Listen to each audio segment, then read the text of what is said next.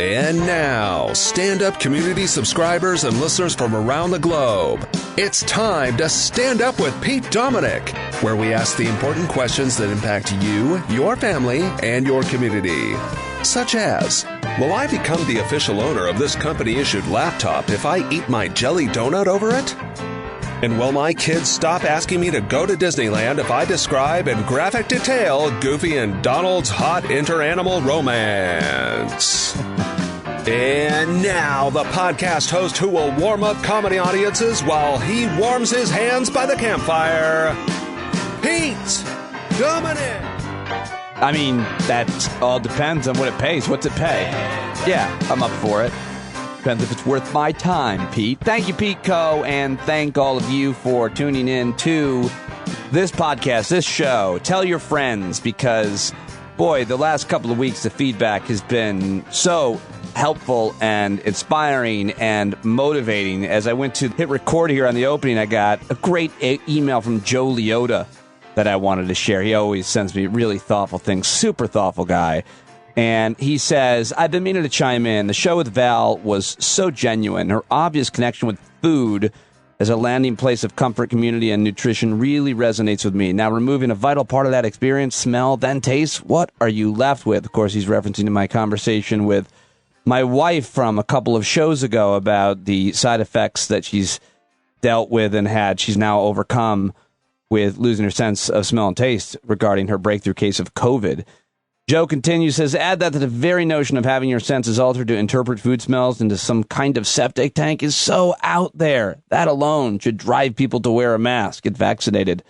Imagine never being able to taste a pail full of nachos. Just imagine that. Now, he's making fun of me because he has eaten with me, this listener, Joe, good friend now, and he's seen me eat nachos, and it's not pretty, folks. It is, you don't want to see it, I'll tell you that.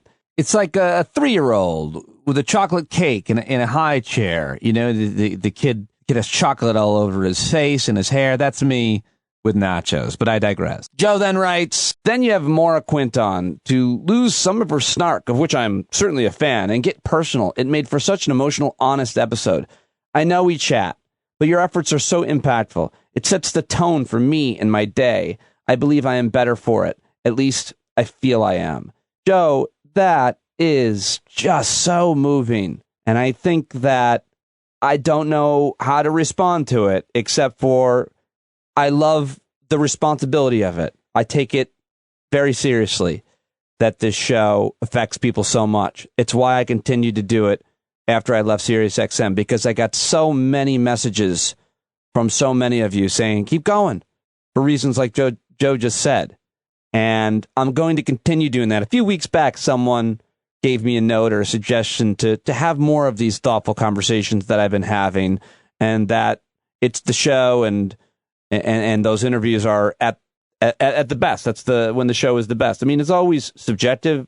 I love it all. That's just why I host all the conversations that I do and select the guests that I do, obviously. But these personal conversations are really special. And today I have another great one with Ophira Eisenberg. I mean, she gets so honest and deep. It's dark and hilarious at the same time. I mean, dark and funny at the same time. It's hard to do. Ophira pulls it off with such grace and confidence. I just love her. And we do some fun trivia as well. But also bonus, listener Gareth Sever, who we met Thursday night at our hangout, co-creator of the comedy percussion show Buckets and Boards in Branson, Missouri. He's a dancer, a drumming enthusiast, enjoyer of all things musical and fun, it says at his Twitter, at Gareth Tapp. He wrote a jingle, an introduction for Ophira's appearances here on the show. You're going to want to listen to that. Before that, though, I've got the great Sam Seder, one of pretty much my favorite political commentator working today, the host of The Majority Report, and he's an old Air America guy, and before that, a comedian and an actor, and still doing all of these things. But his show is just so good, and I love talking to Sam. We covered a lot of ground. You're going to love my conversations with Ophira Eisenberg and Sam Seder. But first, I got to get to the news. But before that, one more thing I've got to say, one more kind of show note. Some podcasts, some people call it a housekeeping thing. No, I call this an honest email that I wanted to share with you from a listener who took great offense to something I said yesterday. And you know what? I really didn't blame her. I didn't blame her. And I appreciated this email. And Crystal wrote to me and said, Pete, I've been a fan of yours for years, starting with POTUS, Sirius XM channel I was on at one point. I still listen when I can get your podcast now, but I was put off today by your comment to stop being a freeloader and taking food from your children and subscribe to your podcast with a paying subscription. She says, to some of us, $5 a month is a lot to put towards one subscription. I have very few subscriptions as being a single mom with a tight budget. I just can't afford it. I actually went to subscribe when it first came out, and you don't have a level for $1 or $2 a month, and I really just can't do $60 a year. I've recommended you many times over the years, including a number of times recently since your podcast came out, and certainly that has value to you. I'm hurt by being called a freeloader, and I think you really need to think through who some of your big fans are, and that surely there are many of us that just can't swing the subscription. Instead, why don't you think of a way to let people just donate one time or for lesser amounts? You have over 800 subscribers, but how many listeners do you have? You just offended all the people who don't subscribe currently, and this isn't the way to gain more members. Well, I hope me reading your email, start to finish, Crystal, is a way to gain more subscribers, because I appreciate the criticism. It was a comment I've been making lately just as a way to kind of encourage people to subscribe, because, yeah, there are a lot more people who listen every day than subscribe, but if anybody else was offended by my comment, calling you a freeloader and saying you're taking food out of my daughter's mouth, then you can all go fuck yourself. No, I'm kidding. I absolutely appreciate what Crystal said. It's a valid point of view, and it matters to me a lot to have people who are lower income or tighter budget or less savings for, I don't care why, because I hate money, and I hate that money in any way determines any of this. And I come from pay radio, so a lot of people that listen didn't have as much of a problem paying to subscribe. I get that, but I was cognizant of that when I was at Sirius XM. I want people in all ranges of income and status and monetary wealth, however you describe it. And I'm super psyched to have you, Crystal, and anybody else who can't afford it. But you should consider supporting my sponsors, which is right now the Quip electric toothbrush, which I got today, and it's effing awesome. Before, when I was doing that live read, I hadn't gotten it yet last week, but it's great. And I love this thing. I can't say enough good things about it. And the toothpaste is really good. So getquip.com/standup. That's one way to support the show, is to use that code to buy the stuff on the show.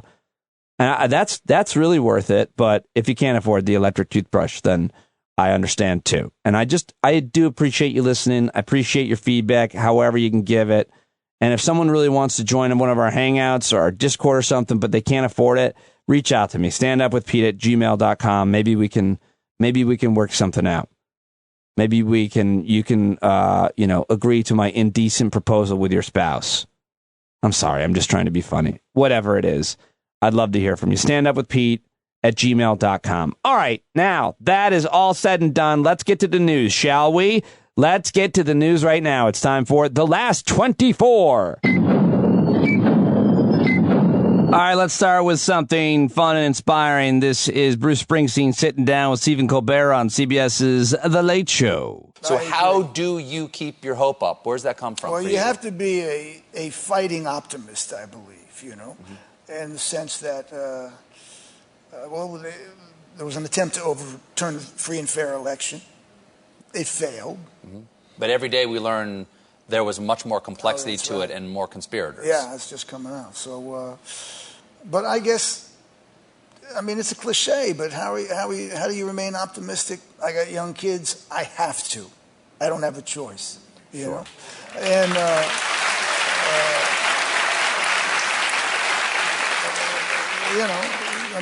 the other choice is unthinkable. So, I have to remain optimistic, and seeing them. My kids were out in George Floyd and Black Lives Matter protests, seeing the diverse group of young people in the streets the day after the election. It's a cliche, but that's what keeps me optimistic. I think there's a great generation of young people coming up who will be interested in protecting American democracy and things like the fundamental right to vote, all of which has been are sort of an endangered species at the moment. So anyway, that's my hope. All right, I had to play Springsteen with Colbert because next it's actor Jim Caviezel at the QAnon convention out in Las Vegas, where the actor, I read some crazy stuff about him today that he's done on sets to people, and really bizarre, whacked out fella, obviously. And he's good buddies with Mel Gibson, which is usually a red flag. And he recites the Braveheart poem, the Braveheart speech, and then it gets crazy. I mean, the whole thing's crazy, but here it is. It would be pretty inspiring if it wasn't Jim Caviezel or Mel Gibson saying it, and if there were some other context, like a real, actual, I don't know, insurrection. Also, it's super jarring to hear anybody but Mel Gibson's Braveheart reciting this speech. It's like a weird cover of something that you heard. It's tough to take, and especially when he twists it into all the Jesus stuff. Here we go. This is a fun ride. Will you fight? This man says no, we'll run and we'll live. Yep, fight and you may die. Run and you'll live. For at least a while. And dying in your beds many years from now, would you have been willing to trade all the years from this day to that for one chance? Just one chance to come back here and tell our enemies that you can take our lives, that you can never take our freedom. Every man dies. Not every man truly lives. You. We must fight for that authentic freedom and live, my friends. By God, we must live. And with the Holy Spirit as your shield and Christ as your sword, may you join Saint Michael and all the angels in defending God and sending Lucifer and his henchmen straight right back to hell where they belong. Oh, wow. Okay, getting crazy in here.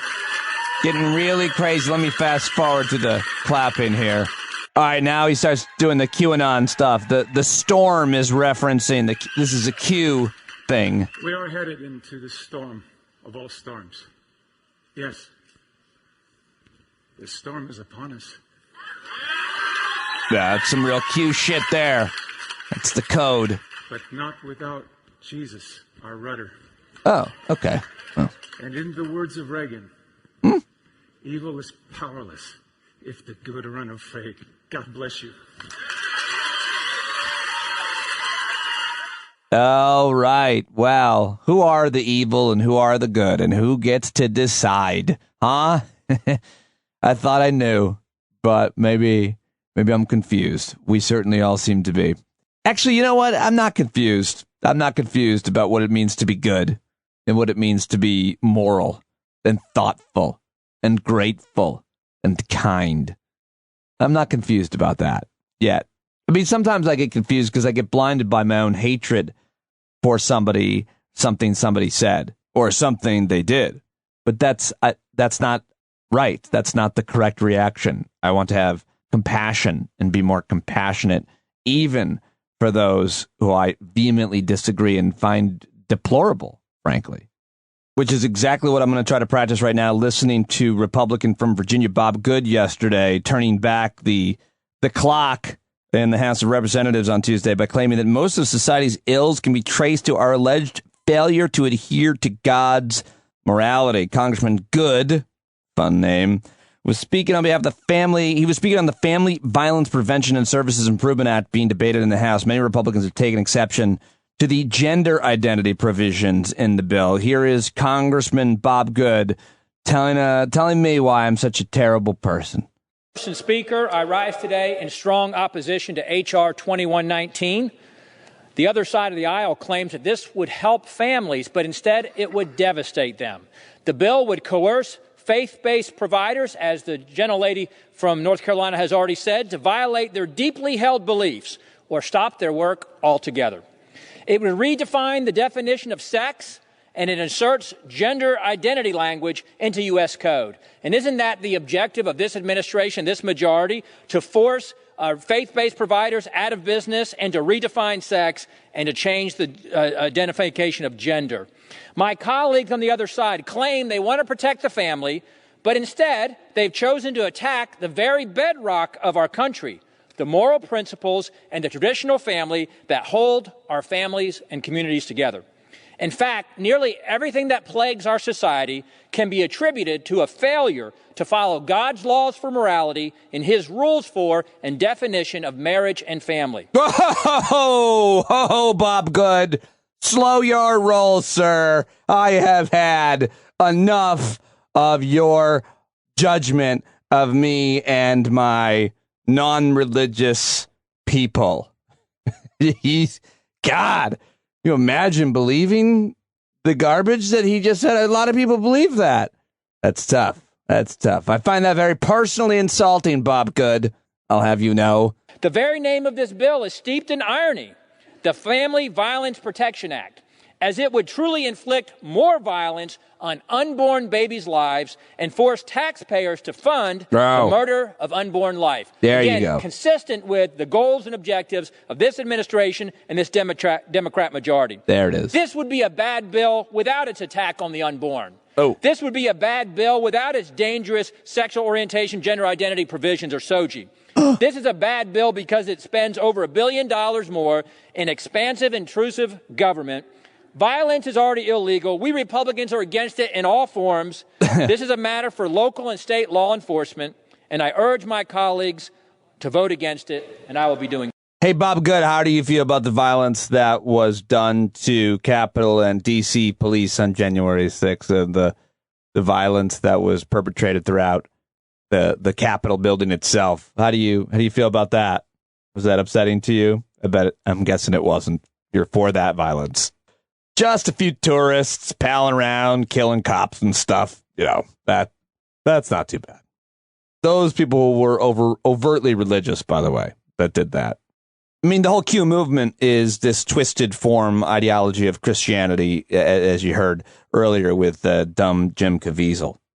And not to be outdone by her colleague in the House, here is North Carolina Republican Virginia Fox blaming Joe Biden's failed leadership for everything that's gone wrong in America. Here's another stable genius.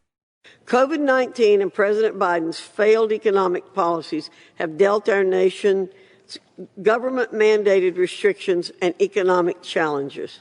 It appears those negative outcomes have snowballed to exacerbate an even worse fallout.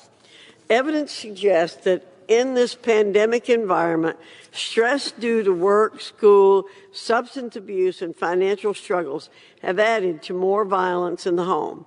Especially hard hit appear to be rural areas where job opportunities can be hard to find. Recent statistics show that domestic violence-related homicides have increased in my home state of North Carolina. Domestic violence in any form is an evil that demands a strong response.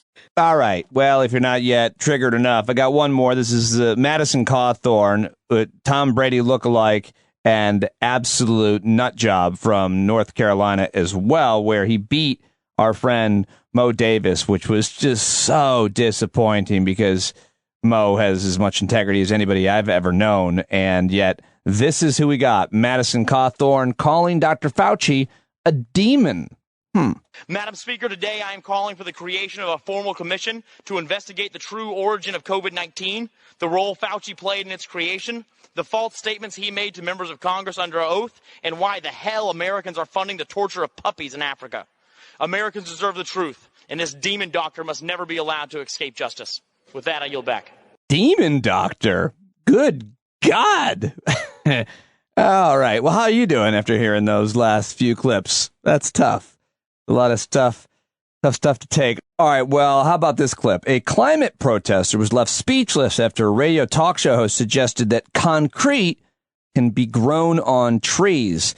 Organization Insulate Britain spokesperson Cameron Ford appeared on Mike Graham's show on talk radio to discuss the climate group's recent protests. And, well, listen to the best thing I heard on the internet yesterday. Morning, Mike.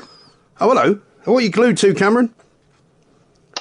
Just your screen, unfortunately. Unfortunately? What do you do for a living, Well, Cameron? I'm a carpenter. A carpenter, right. So how safe is that for the climate? Well, I work with timber, which is a much more sustainable material rather than concrete. I also But you work with retrofit- trees that have been cut down then, don't you? It's a sustainable building practice. How is it sustainable if you're killing trees? Because it's regenerative, you can grow trees. Right. Well, you can grow all sorts of things, can't you? Well, you can't grow concrete. You can. Uh-oh. This is a real silence. This really happened. See you, Cameron. Cheerio. That was Cameron. He grows trees and then cuts them down and then makes things from them. Brilliant. Marvellous. I don't think I ever want to talk to any of those people. Yeah, I can imagine you wouldn't want to talk to any of those people. Oh, that was just marvelous. Also caused me to look into Insulate Britain, which is an environmental activist group in the UK formed by people involved in the global environmental movement Extinction Rebellion, which I should probably do a segment on. The group began hosting both online and in-person events in July 2021, also raising money for direct action. And they're founded with the aim of ensuring insulation across the United Kingdom, which is a really interesting thing to demand to create more sustainability. I got to learn a lot more about this. Okay. Well, as you know, I'm obsessed with the protests, the divisions at Board of Education and school districts across America. I'm currently organizing with a whole bunch of awesome other parents, neighbors, community members where I live to fight for diversity, equity, and inclusion programming in our schools in New York State. Well, this is happening all over the country. And over on Showtime's The Circus, my friend Alex Wagner sat down with one of Virginia's leading activists. Her name is Patty Hidalgo Menders. She's a mother of 6 who's fighting against the state in Virginia, their equity and inclusion curriculum. And I think Alex Wagner does such a good job here drawing her out, asking great questions. And I want to play you like the whole 3 minutes from, this is just an excerpt from the episode. You can watch the whole thing on Showtime.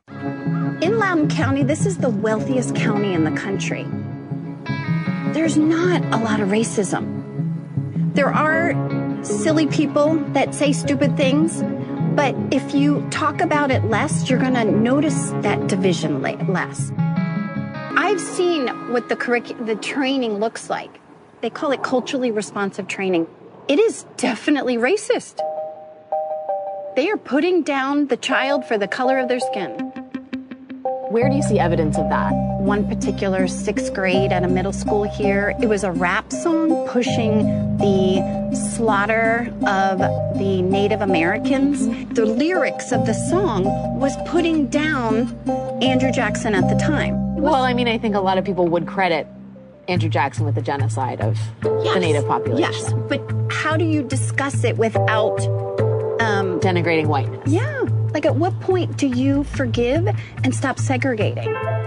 And then it becomes less about merit. Yeah. And it becomes more about, oh, we got to give the people of color this advantage. Let's keep feeling sorry for them. But I don't look at the person based on their skin color. I look at them based on their character. Can I just interrupt for one thing? Because I think there are probably plenty of people that would agree with exactly that. But just to be fair on the other side, there are people, especially young black men, for example, who would say, I would love to not be judged on the color of my skin. Do you think it's more on the color of their skin or their actions? How they're dressed, how they perceive, how they respect others? If you have a kid that's pulled over by a cop, does it really matter what color they are? Or is it the respect that they give to that police officer? I guess I'm just trying to get a sense of whether you guys think it is just a better idea to not talk about racism. In schools, shouldn't that be up to the parents to teach that to their children rather than let the teacher? Let's just use slavery as an example because that keeps coming up in critical race theory. The tricky thing is that slavery was a racial construct, right? People were persecuted and enslaved because they were a certain race. So how do you teach about slavery if you're not going to talk about race? I'm a parent. I'm not an educator. Yeah. So Glenn Youngkin's your guy. Yes. He doesn't want to push this racism narrative. He wants to give kids a good education. Education has become the flashpoint across the country. You know why? Yeah, tell me. You don't mess with our kids. And there you go. There you have it. Lots to discuss and draw from that, but oh man, I don't even know where to start. I'm gonna have to see if that gives Tim Wise any ideas. I should play that for him and get his response, see if he'll write something about that. This is the kind of attitude, those are kind of points of view that we're seeing, and the arguments that, of course, are pretty commonly made, and I think it's helpful to hear that. But of course, when Alex Wagner dragged her out, I mean, I think everybody probably heard what I heard, which is he's saying it's not up to the teachers to teach about racism, it's up to the parents. And then Alex Wagner gives an example, says, how should we teach racism? And then she says, I don't know. So that's what I heard, at least. Okay, I thought that was really good. Alex did a great job, and that's exactly how you want to have that conversation, I think. Neil Cavuto is back on Fox Business after recovering from a breakthrough case of COVID. He, of course, has MS, and he asked his producer to read some of the messages and tweets that he'd gotten since he returned to Fox Business and Fox News. I thought this was funny and sad and awful. Some people have been emailing and tweeting us in about stuff. Our first email comes from John in New Orleans, who says, heard you're back on the show this week. That's too bad. So that's not very nice, but I figured we'd kick it and start it off with a kicker. Yeah, I know. I'm sorry. Yeah. Wasn't for me. He's got a tweet now from Michael B. Listen to Neil Cavuto of Fox News. Get vaccinated. If not for yourself, then to save the life of your fellow worker. Cavuto is immunosuppressed to the max and positive for COVID. He is alive, he says, because he's vaccinated, which I think that is true, you say, Neil. And that was the goal, right? Yes, yes. It would be a lot worse without it. Yeah. Go ahead. We've got TJ, who also emails. It's clear you've lost some weight with all this stuff. Good for you. But I'm not happy with less of you. I want none of you. I want you gone, dead, kaput. Finite, get it? Now take your 2-bit advice, deep six it, and you. That's rather harsh, Neil. Whoa. So those were horrifically mean and kind of funny at the same time. Welcome back, Neil Cavuto. Your audience loves you.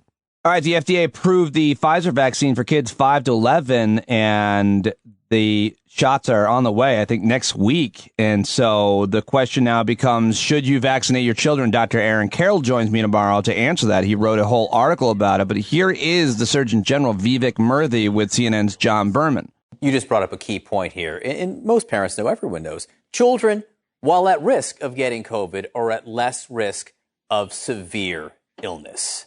So how do you convince people then that the vaccine is necessary? Well, it's important to look at the whole picture, John. Like when you look at how our children and their lives have been impacted by COVID-19, it falls into several buckets. Yes, sadly, there have been hundreds of children who have died, thousands and thousands who have been hospitalized, particularly during the Delta surge.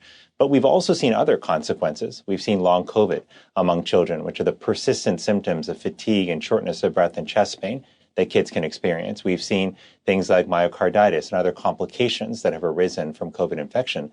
And think about the lives that our kids have had to go through those last 18 months. Many have not been in school consistently. They've been quarantined. They've missed out on social engagements and get-togethers. Youth sports have been disrupted. When you look at the toll, the price tag, if you will, of COVID on our children, it is quite significant. And that's why I think so many parents are eager to understand how to protect their kids. And if and when the FDA and CDC authorize a vaccine for children, we'll be out there talking to parents exactly about this to help them make decisions about the vaccine. And shortly after that interview aired on CNN yesterday, advisory boards to the FDA and CDC decided that the benefits of jabbing children between 5 and 11 years old with the Pfizer vaccine outweigh any other health risks. The decision now awaits further approval from the full FDA and CDC. Both agencies are expected to follow the vaccine panel's recommendation, and I'll be talking about this with Dr. Carroll on tomorrow's episode of Stand Up. We're very lucky to have him. Send me any questions you might have, standupwithpete@gmail.com. All right, that's all the audio I've got for you, but I still have a few more headlines I want to squeeze in rapid-fire style, and that's what we have the news dump for you. Today's jingle by Pico, inspired by another actual real-life story. What does he search for these? A teenager in Maryland was attacked by a rabid coyote, and, well, here it is. Ravenous coyote on the leg of man he chomps. Too bad he shared his rabies for today's news dump. Too bad he shared his rabies. Way to go, Pete. Love you, buddy. Pete Coe, at Pete Coe VO on Twitter. By the way, give him a follow. Okay, first of all, the weather here in the Northeast, pretty bad. Nor'easter crushing us right now. Been out in the shed for a few hours, and it's like inches, several inches per hour at some point. It's been on and off all day. It's been very severe weather, pounding parts of New York and New Jersey for a couple days here, and California just had it as well. But a lot of issues that it's creating. National Weather Service issuing flash flood watches in all kinds of spots. I hadn't even seen the news to see how it's affecting New York yet. The propane market could be headed for Armageddon this winter, is a headline I read. Millions of Americans will have to pay a lot more to heat their homes. A tough winter could lie ahead for the 5% of American households that heat their homes with propane. The fuel hit its highest price for this time of year in a decade, meaning millions of rural households will experience, quote, sticker shock when it's time to fill up their tanks, according to the Wall Street Journal. Now, here's a story that affected only one man, but I say it to get Pete Coe to write a jingle about it tomorrow. With a single kick, a man survived an attack from a 500-pound bear. Unidentified cyclist suffered only one bite from a brown bear in Alaska. An armed cyclist suddenly accosted by 500-pound bear in Alaska survived this bite, only protesting with a single kick. The male told authorities that he was riding his bike along a riverbed. At around 9:30 in the morning, he spotted the bear sprinting toward him. Little time to react. He jumped off his bike, began yelling at the bear. Just prior to making the contact, the victim fell to the ground onto his back. And then apparently he kicked the bear. The bear bit the man's lower leg below the knee, but that was the only contact and the only bite, according to the statement. I'm still trying to figure out why it said he was an armed cyclist. An armed cyclist suddenly accosted by... Oh, guess I'll never know. Hey, here's some good news about a mandate working. The meatpacker, Tyson, their mandate led to 96% of workers getting the vaccine. How about that? The company had a November 1st deadline, and it's based in Springdale, Arkansas, said the number of its 120,000 workers who've been vaccinated is nearly doubled since it's announced its mandate on August 3rd. At that point, only 50% of Tyson workers had been vaccinated. So it's working on meat packers, but maybe not on cops and firefighters in New York, where they had a whole protest. I mean, it's unbelievable. Okay, so moving on to another wildlife story. This is a good, very good one. President Joe Biden's administration canceling 2 environmental rollbacks under former President Donald Trump that limited habitat protections for imperiled plants and wildlife. I should probably talk with someone at Fish and Wildlife about that. Also, National Marine Fisheries Service is the other agency. Amazon warehouse workers in Staten Island have filed a petition for a union election. The independent group filed with the National Labor Relations Board on Monday. So that'll be a very interesting story to follow. And yet another wildlife nature story. Florida manatee deaths soar as polluted water kills seagrass. Florida's manatees are dying in unprecedented numbers this year, with 959 documented deaths as of mid-October. Just another issue with pollution and climate change, of course. The seagrass on which the so-called sea cows depend also dying as water quality declines due to fertilizer runoff, wastewater discharges, and polluted water that is increasingly diverted on purpose from Lake Okeechobee to coastal estuaries. We talked about this with Pam Keith a year ago. All right, well, that's all I've got for you on the headlines and the news dump. Of course, there's a lot more out there. Those are the stories I picked. What am I missing? Email me, standupwithpete@gmail.com. Okay, coming up, I've got an amazing conversation with Ophira Eisenberg, but I had 2 great guests today. I talked to both of them for almost an hour, I think. So if you've got time, I don't know what you're looking for or what's going to move you the most, but I cannot. These are 2 babies that I love so much, these conversations, because Ophira and I, we did trivia. We had a lot of laughs. We talked about her being prescribed antidepressants by her therapist, and she was hilarious about it the whole time. It was so good. And she's got a new jingle written for her by listener Garrett Sever, which you're definitely going to want to hear. But first, I've got a conversation with one of my favorite political commentators, writers, all around, hilarious, super smart people. It's the Majority Report's Sam Seder. The Majority Report, of course, is a daily talk show. You can find it on YouTube as well as the podcast, and you should subscribe to his YouTube channel for sure. MajorityReportRadio.com. And at Majority FM on Twitter. Sam is at Sam Seder on Twitter. He's a commentator, he's a writer, he is a performer, and he has done just about everything in entertainment and media. And I absolutely love this guy so much, and I was so happy that he agreed to join me. He's got a massive following now, over 1 million followers on YouTube. I always love talking to Sam Seder. Here we go. Ladies and gentlemen, the legend.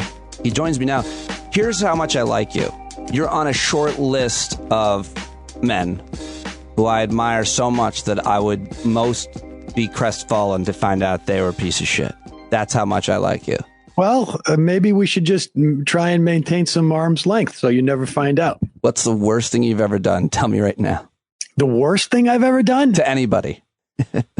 Oh, boy. Didn't you punch an anti-masker in a diner the other day? Wasn't that you? Oh, jeez. You know what? One of the worst things I've ever done was to watch that over and over again. I watched it 800 times. Yeah.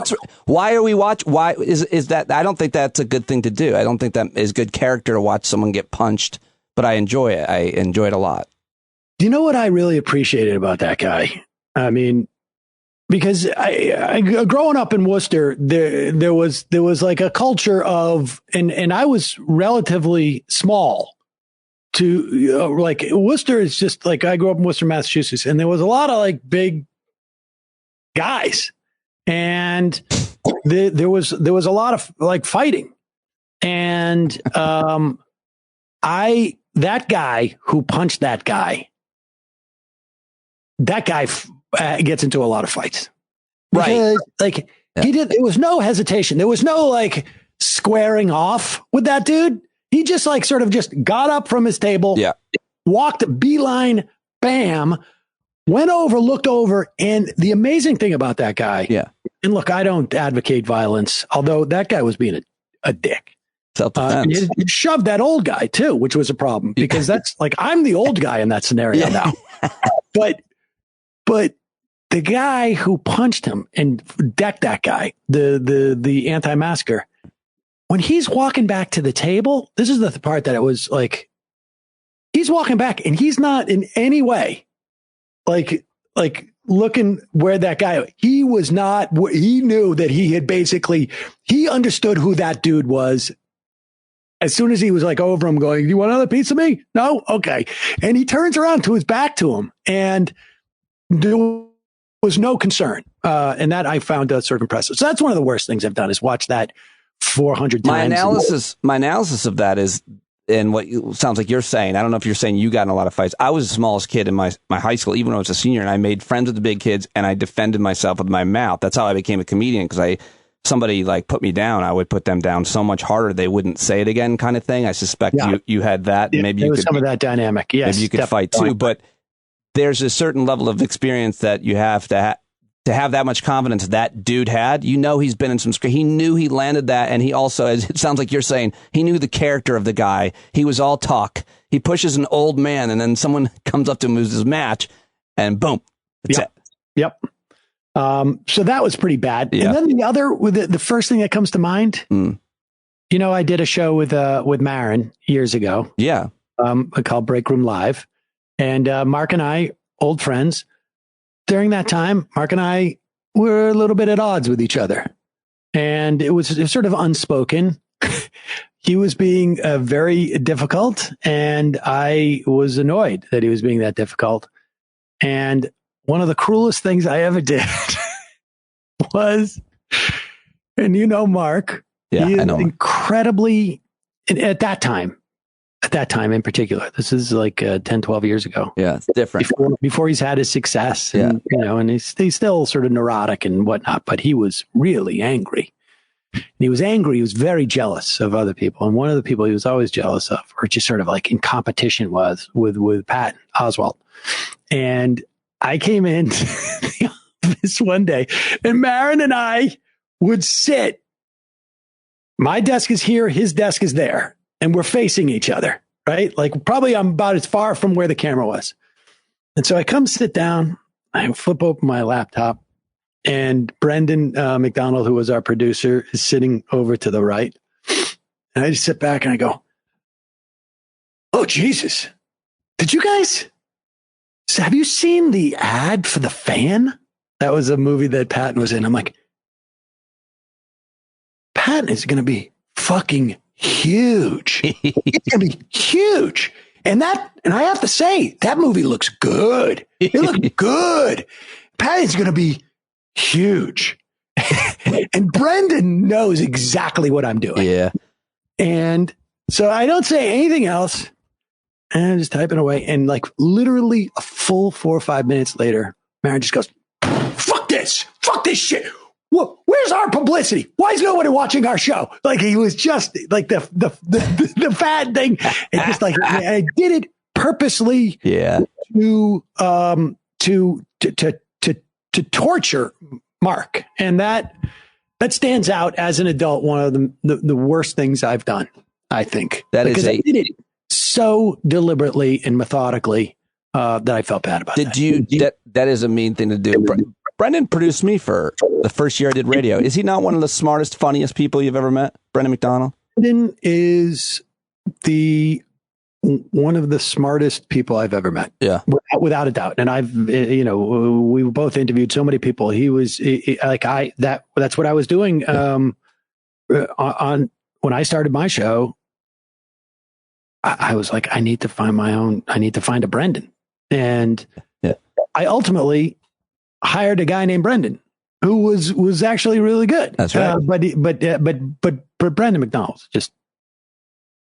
he was. I just wanted to get you to say stuff about him. I'll clip it out and send it to him.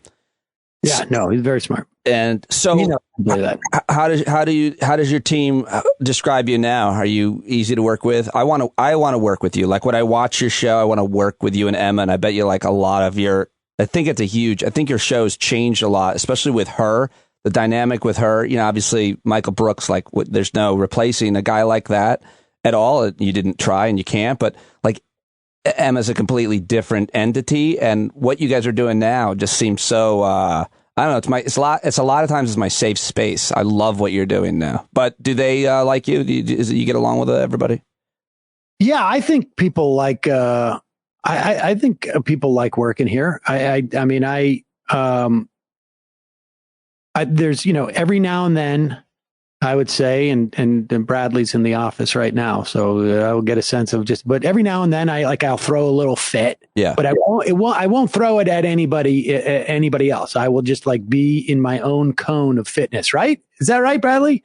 Yeah. And so I'll be like, God, and it's usually I'm mad at myself, although, I just, as of like almost today, over the past year, the Majority Report was licensed to the Peacock app. And about 6-7 months ago, we started a second show exclusively for the Peacock app, that we were producing. I think it's certainly the only thing that MSNBC or those people had ever licensed before. And it was a complete license deal. Like there was no, I delivered to them, produced, they put graphics on it, but that was it. And it was the second show in particular was just a lot of work. Yeah. We do 2.5 to 3 hours a day, and then I would do another hour. And you got to prep for this stuff. It's not just, you're doing a book interview or, reported pieces, and that has all ended. The year was up, and, there was, we had options, but it was like, it's just too much work. And so I think it's going to free up some stuff on the show. I know it's made me, I think visibly over the past 2 weeks, I've been less stressed. That's awesome. So I'm pretty psyched about that. And we got to figure out how to sort of make up some of that revenue, but, we'll deal with it. It was just too much work. Well, I'm psyched to hear that because I'm such a fan of what you're doing and what you guys are all doing. It's great. I love it. I learn so much all the time. I steal guest ideas. And please, I steal guests all the time. From that's basically, I have a round, I just could do a circle, but Brendan is actually doing our booking from afar now. But yeah, thank you. For me, it's like, I just feel like every day I get to talk, almost every day I get to talk to like a professor, and I get like a survey, like a class, 1 hour is a long time to dominate a professor's time to ask any question you have about the work they've been doing for the past 3 years. And that's a pretty, I don't know. I feel like I'm just taking one long learning annex. Yeah, I sometimes feel like that's the most I feel like an imposter. I emailed Eddie Glaude, Princeton professor, yesterday. I was like, hey, man, time to talk sometime next couple weeks or whatever. And he's like, yeah. And I'm like, who am I? Who am I to ask this guy to give me time? Yeah. It's nuts. It really is nuts to have access to people like that. But you have, over 1.5 million subscribers now on YouTube. The show is continuing to grow, to explode. And yet you did have a feud with someone, with Steven Crowder, who he put you down in a way by saying something like you only had 1 million or whatever, something like that. And that was one of the most interesting moments about that. I'm not sure if other people picked up on it, but it's like money. Once you get past a certain amount, you're following.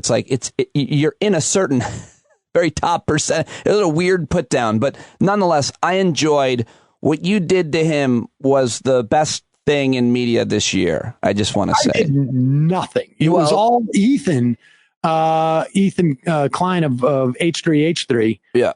I think he is like he does a show that is about YouTube drama on some level, I think. And I'm not super familiar with the show, but I think he's a genius. I just think he's a genius. So he said, I'm going to debate. He got a monster following, and Steven Crowder has a huge following. He said, I'm going to debate you, but then he slipped you in instead of him. Crowder kept challenging him to a debate. Right. And apparently Ethan's producer, has watched the Majority Report, is a fan of the show. Yeah. In something they were going back and forth, he said, I want to just tell Crowder you should debate Sam Seder. And I was like, oh, that's fun. And that was that. And then one day I got a DM from Ethan, Crowder wants to debate me. I'm going to say yes. And then I want to bring you on thing. And I'm like, that is fucking awesome. And we had scheduled it. He said, we're doing this on Monday, whatever the date was, at 1 p.m. And so, and I had to fulfill the full hour for the Peacock show, cause when, it used to be okay, I got to do a short day today or whatever, but I had this obligation to bring an hour long, a 55-minute show to the Peacock network and, or the app. And so we started early that day. We started 11:30 so that we could get the full hour in and then go off air. And so we go off and I'm waiting with Ethan for Crowder to connect at 1 p.m. And they get an email and it says, Stephen had to go because his wife is pregnant with twins and there was an emergency, but we'll reschedule for next Monday at 12 noon. And I was like, Ethan was like, he saw that you went off air early. And I'm like, what?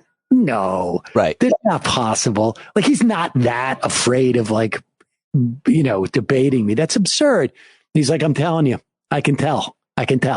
Yeah. And I'm like, I can't believe that. And then, but I did think it was weird that if your wife had a pregnancy issue, it's one thing to run out the door and say to the producer, just cancel it, or not, or just assume that they're going to cancel it. But you don't reschedule in that email, right? Like that was the part that was, I thought, like, it took me a while. Like, wait a second, are you really, we'll do it next week at noon? Like, no, you just say like, I can't talk now. I'm running out the door. I'll get back to you. And 12 noon is when we start the show. And so what we did on that day, not so much to fool Crowder, but maybe in the back of my mind, but it was like really just sort of like, we'll pre-tape the show. We'll pre-tape the entire show, but play it like it's live.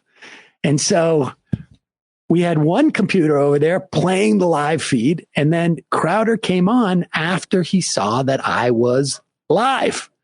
And the worst thing he did was admit when I came on that last week, I saw that you went off early on the show, and I'm like, holy shit, you moron. Yeah. Why would you admit that you're so worried about me showing up that you're monitoring my show, but also claiming that nobody knows who I am? And if you think I might show up on the fucking thing, just prepare. Like, what the fuck? It's not like I have superpowers. I'm willing to debate him on whatever he's willing to debate. But he is a coward. You explained that really well. Everybody should go watch it. Just look up Sam Seder, Klein, Crowder. And then your fans, one of your fans who's like an expert animator, made some brilliant like short. My God. Which people all I went down that rabbit hole. There's just millions of people that are following this drama. Let me just say this about Seder.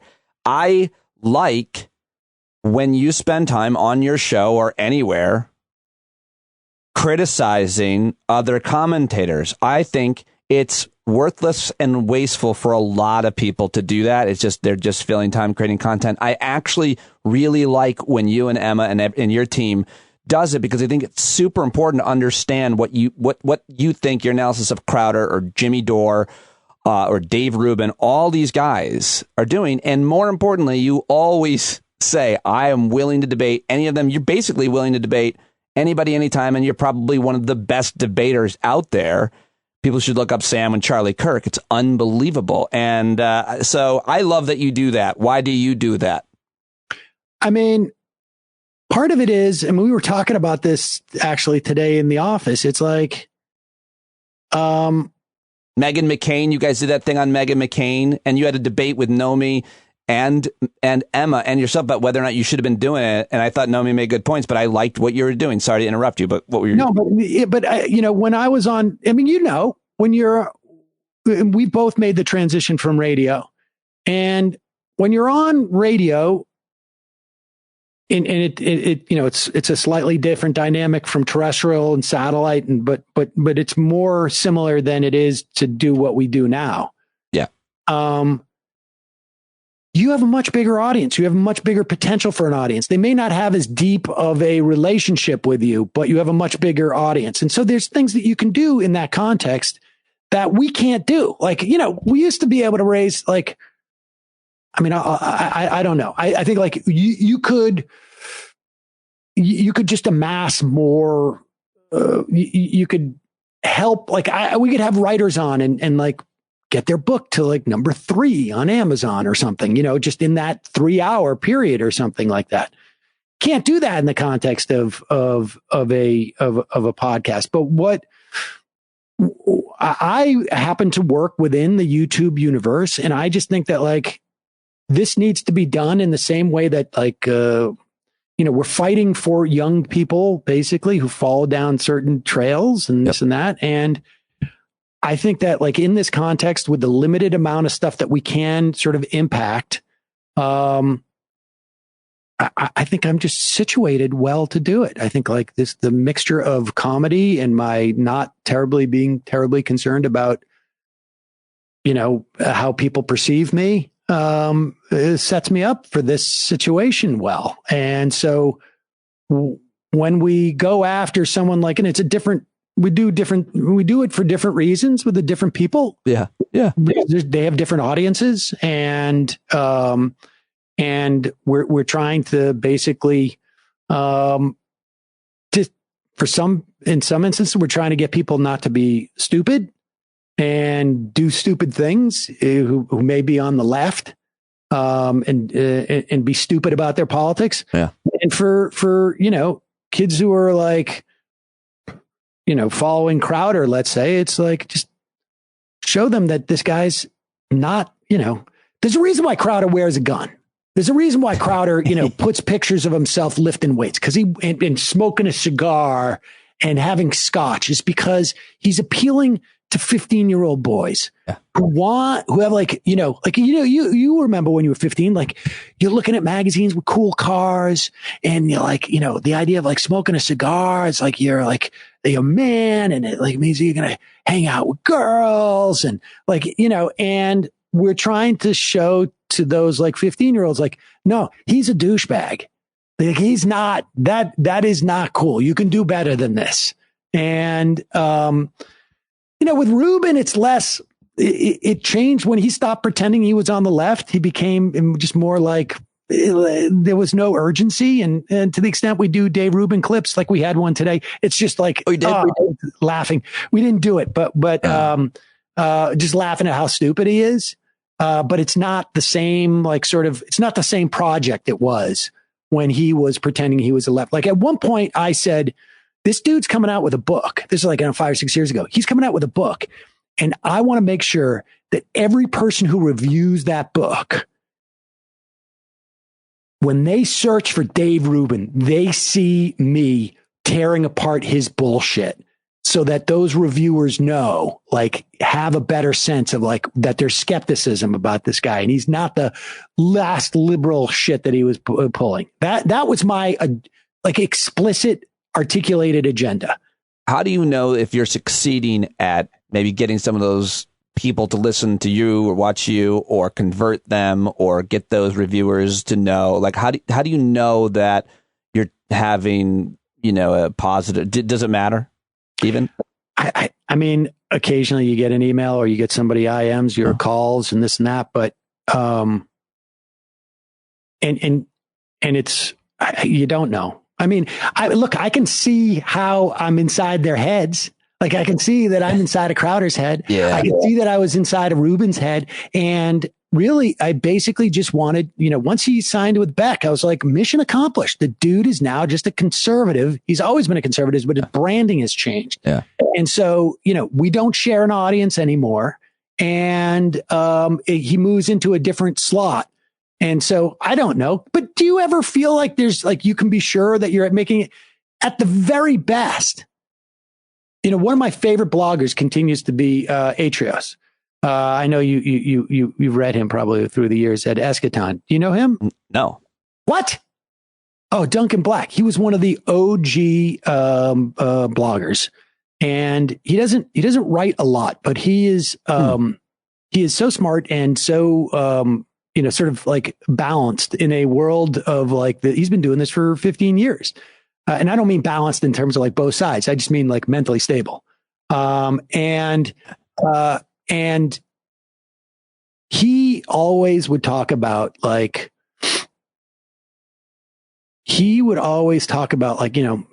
best you're like butterfly wings, right? In terms of impacting something. And you just don't know.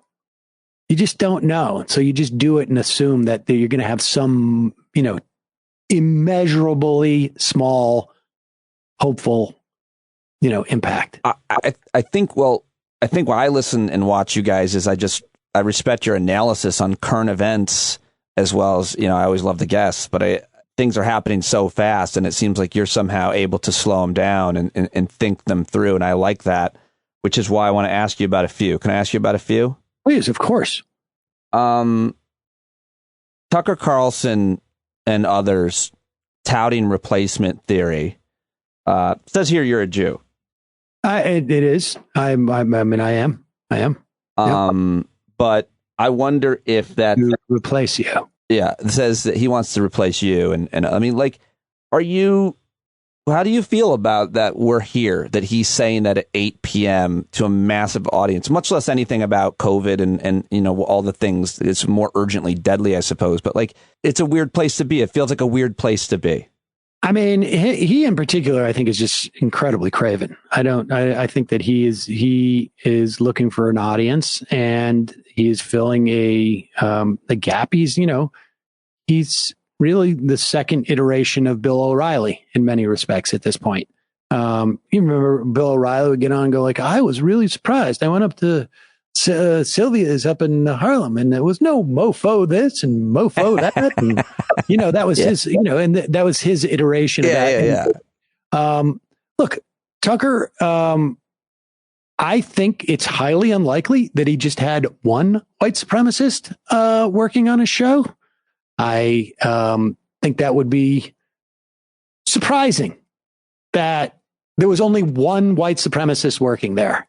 And by white supremacist, I mean a guy who would go on white supremacist bulletin boards and talk about being a white supremacist and how he was going to get stuff on Tucker's show, just to be explicit. And they fired him. So. And they ostensibly fired him from Fox. Right. I don't know what the guy's doing now for work. A lot of times, I'm sure you've run into this. If you're a very wealthy host of something, sometimes you have your own team of writers that aren't necessarily on the payroll of. I'm not saying that's the situation here. I'm just saying I don't know. But I also find it hard to believe that like there was only one guy, white supremacist. Like, everybody else was like going, gosh, oh boy, I love working for Tucker, but I do feel a little awkward about that white supremacist guy who's writing all this other material. But that's not me. And live and let live. I find that hard to believe that that's the dynamic there. I think this country's fucked. And I think that like, I'm less worried about the racism and the anti-Semitism that's like sort of talked about, but I'm more concerned about the voter disenfranchisement and the sort of like where it's going to lead. Like, I don't think we're going to have a civil war in this country. And I think that like ultimately this stuff is dying out. I mean, I think like what we're seeing is, sort of, white knuckles. I don't think it's ever going to go away, but we're seeing like this country is a sort of ongoing process of like trying to expunge the deep racism that has existed in it and has been part and parcel of it. And I feel like every sort of like cycle gets a little bit less potent, a little bit less. Mowing the grass. Huh? We're mowing the grass. Isn't that the Israeli Arab?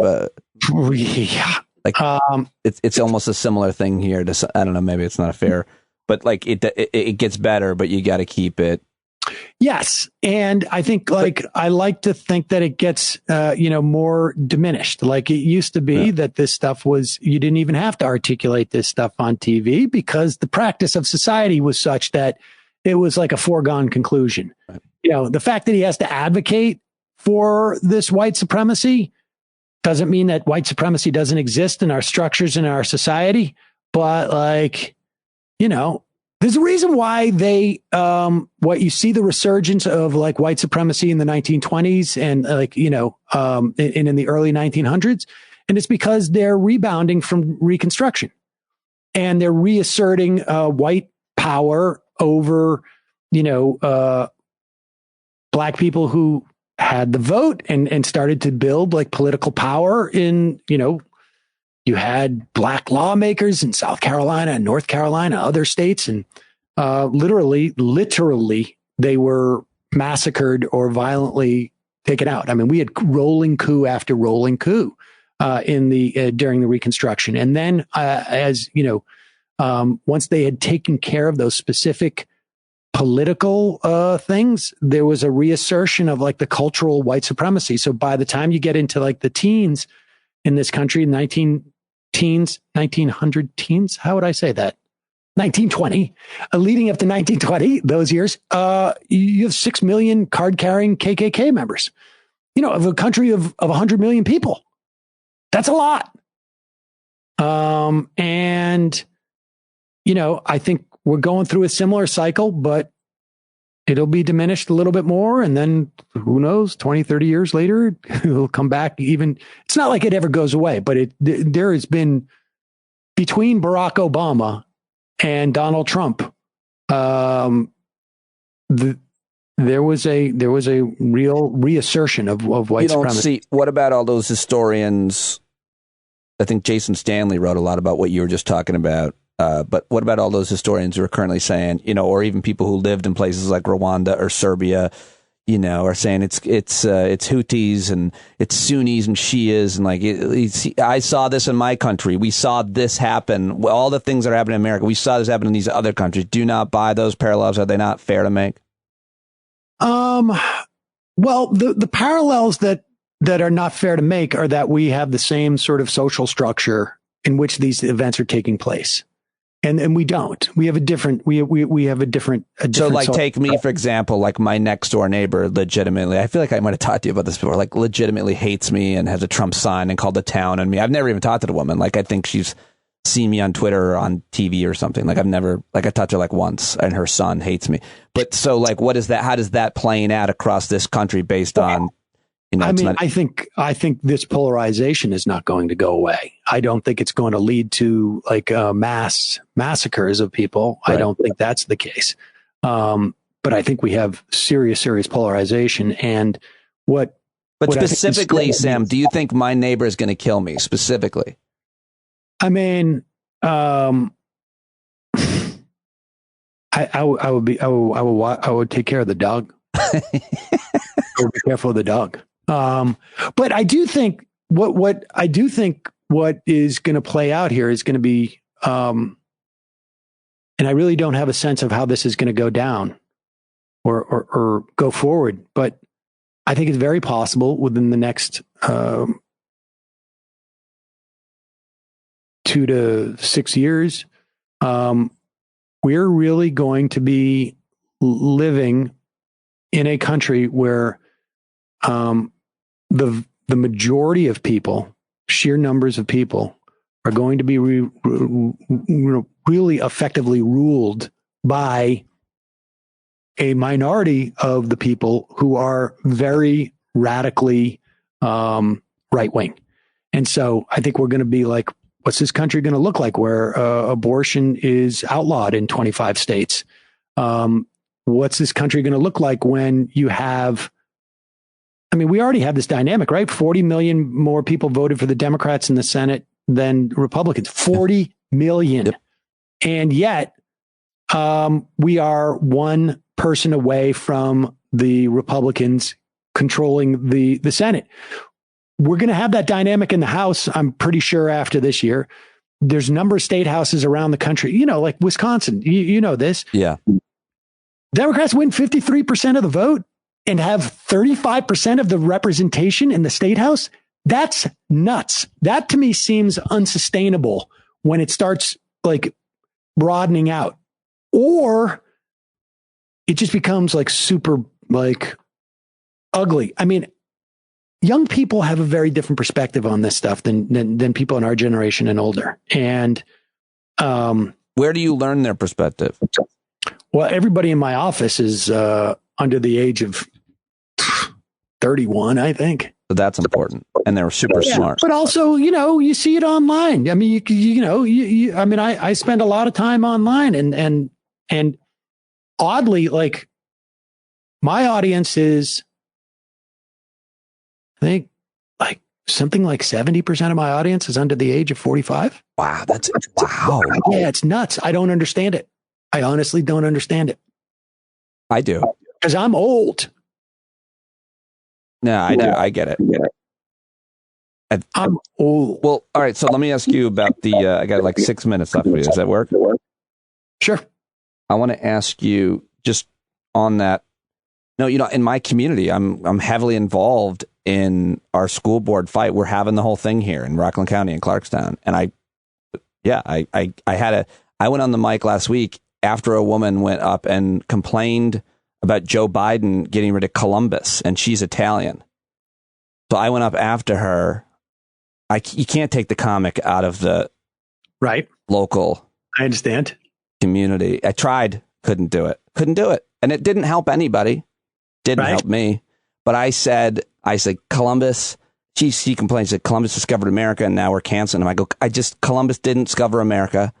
He discovered Barbados and thought it was India, and then he killed everybody. Just now, moving on to talk about CRT and DEI. But like, it's happening.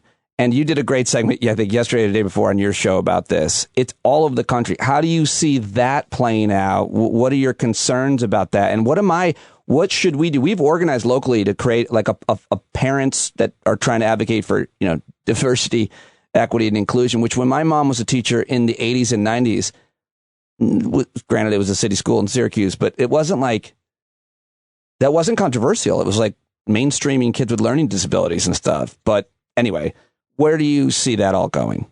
I think people have to engage and run, and not necessarily even run on like,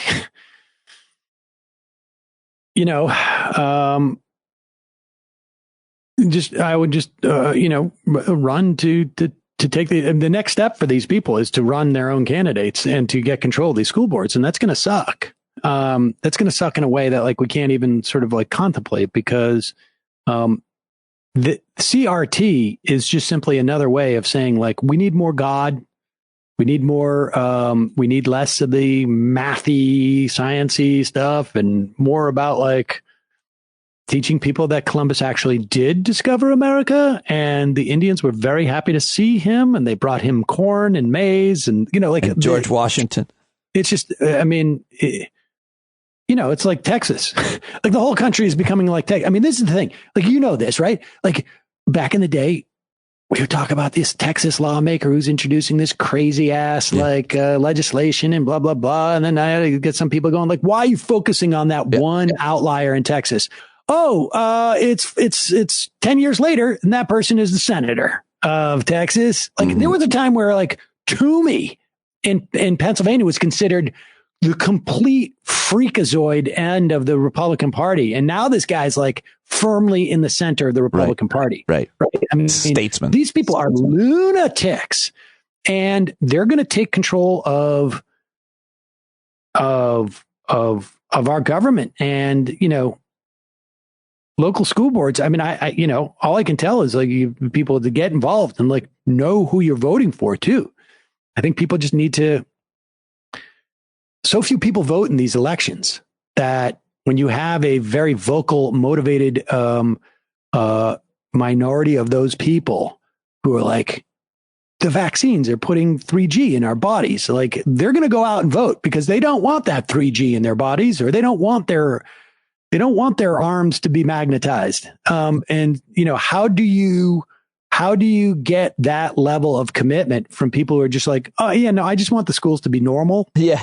And good, like the way that they're supposed to be. And it's really hard for me to imagine that somebody who believes that, a paperclip can stick to their arm because they got a vaccine is going to be school board, president. And until that person ends up being the school board president.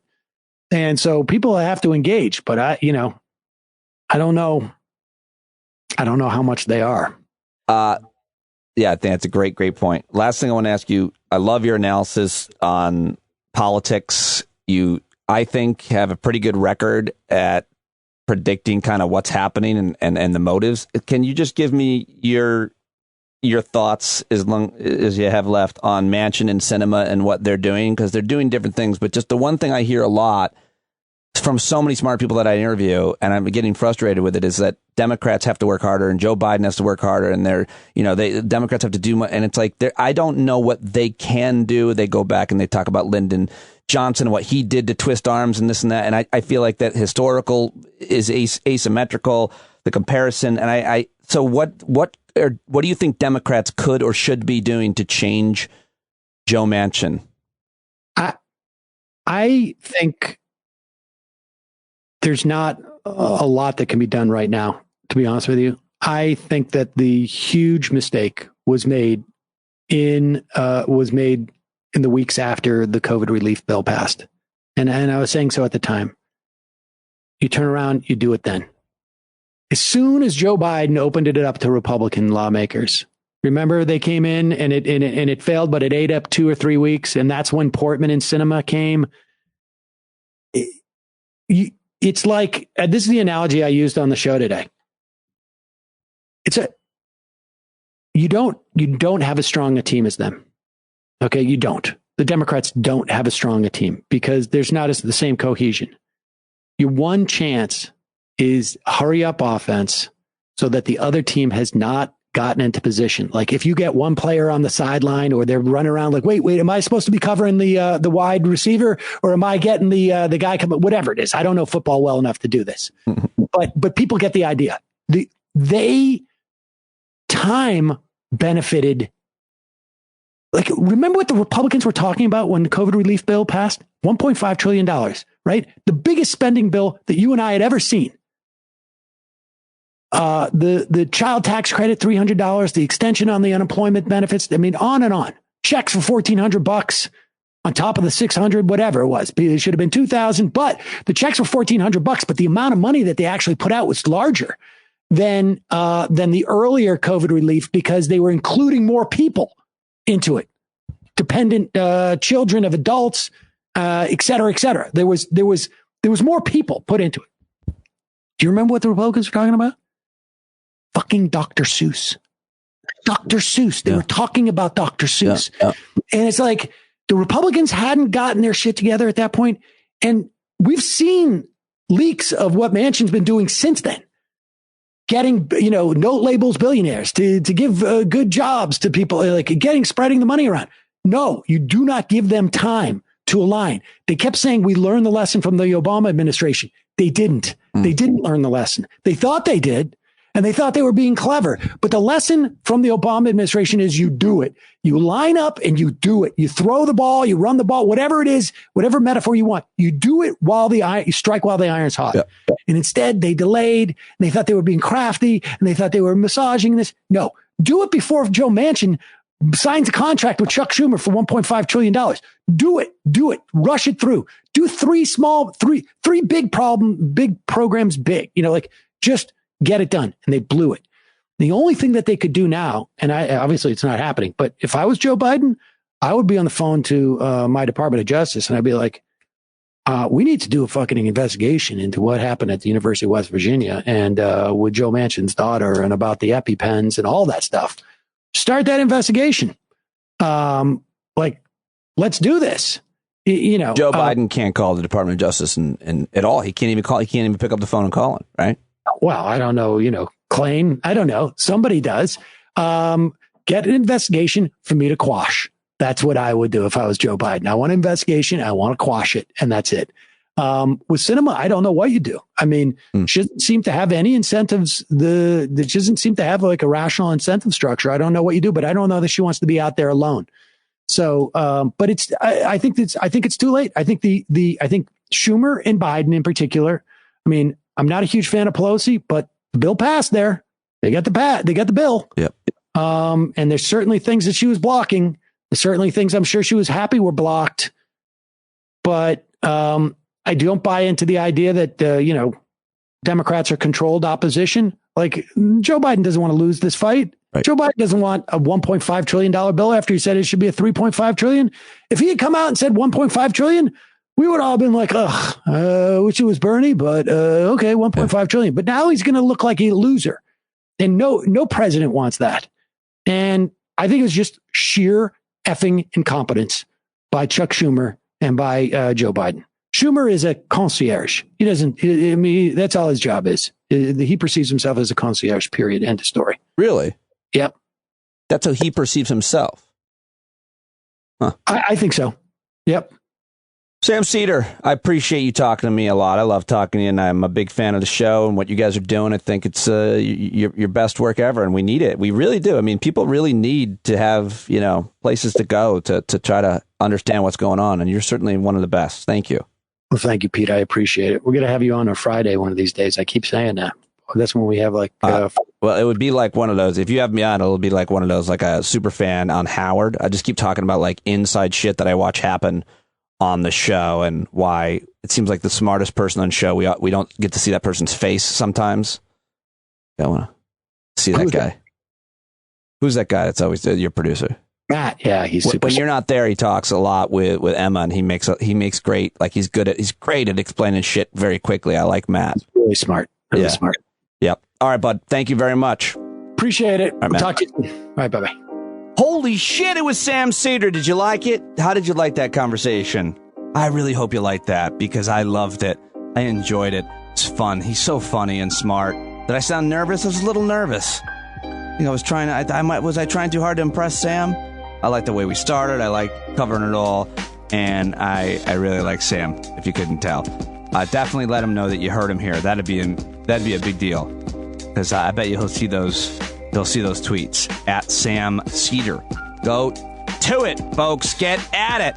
Get after it so we can get Sam back on. He knows it's worth his time. I mean, frankly, I think Sam will always join me. He pretty much always has. At Sam Seder on Twitter right now. Majority.fm. To listen to and subscribe and support all of Sam's work. All right, finally, I've got for you just an amazing conversation with Ophira Eisenberg. She's the former host of NPR's Ask Me Another. She's been joining me here regularly, and we've been talking about what it's been like for her to lose her amazing gig, because I talked so much about that here after my situation, and so many of you have shared with me, and it's transition time for her. It's so raw and emotional and awesome and funny, and people really love when Ophira joins us so much that she had her own jingle written for her by Gareth Sever. And I can't thank him enough. This is great. We're very excited that more of you are contributing at Gareth Sever. Gareth, of course, is the co-creator of Buckets and Boards. You can see him out in Missouri if you're ever out there, in Branson, Missouri, where he lives with his family. Here it is, the jingle for Ophira, and then you get to hear her respond to it. It's really wonderful. Ophira, she's on almost every week. Just pick a random day. So many thoughtful, witty things to say. Now with an undertone of sadness. But I digress. It's Ophira.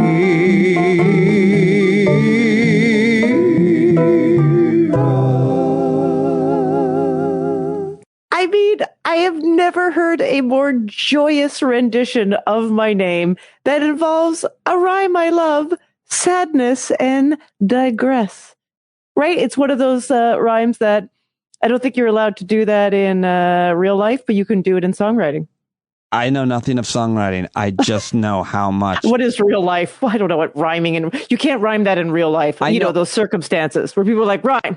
I certainly can't do that. Ow, it's only in songwriting or poetry. Gave me anxiety just to think about it. No, but I can't talk about music other than say how it makes me feel. That made me feel so warm.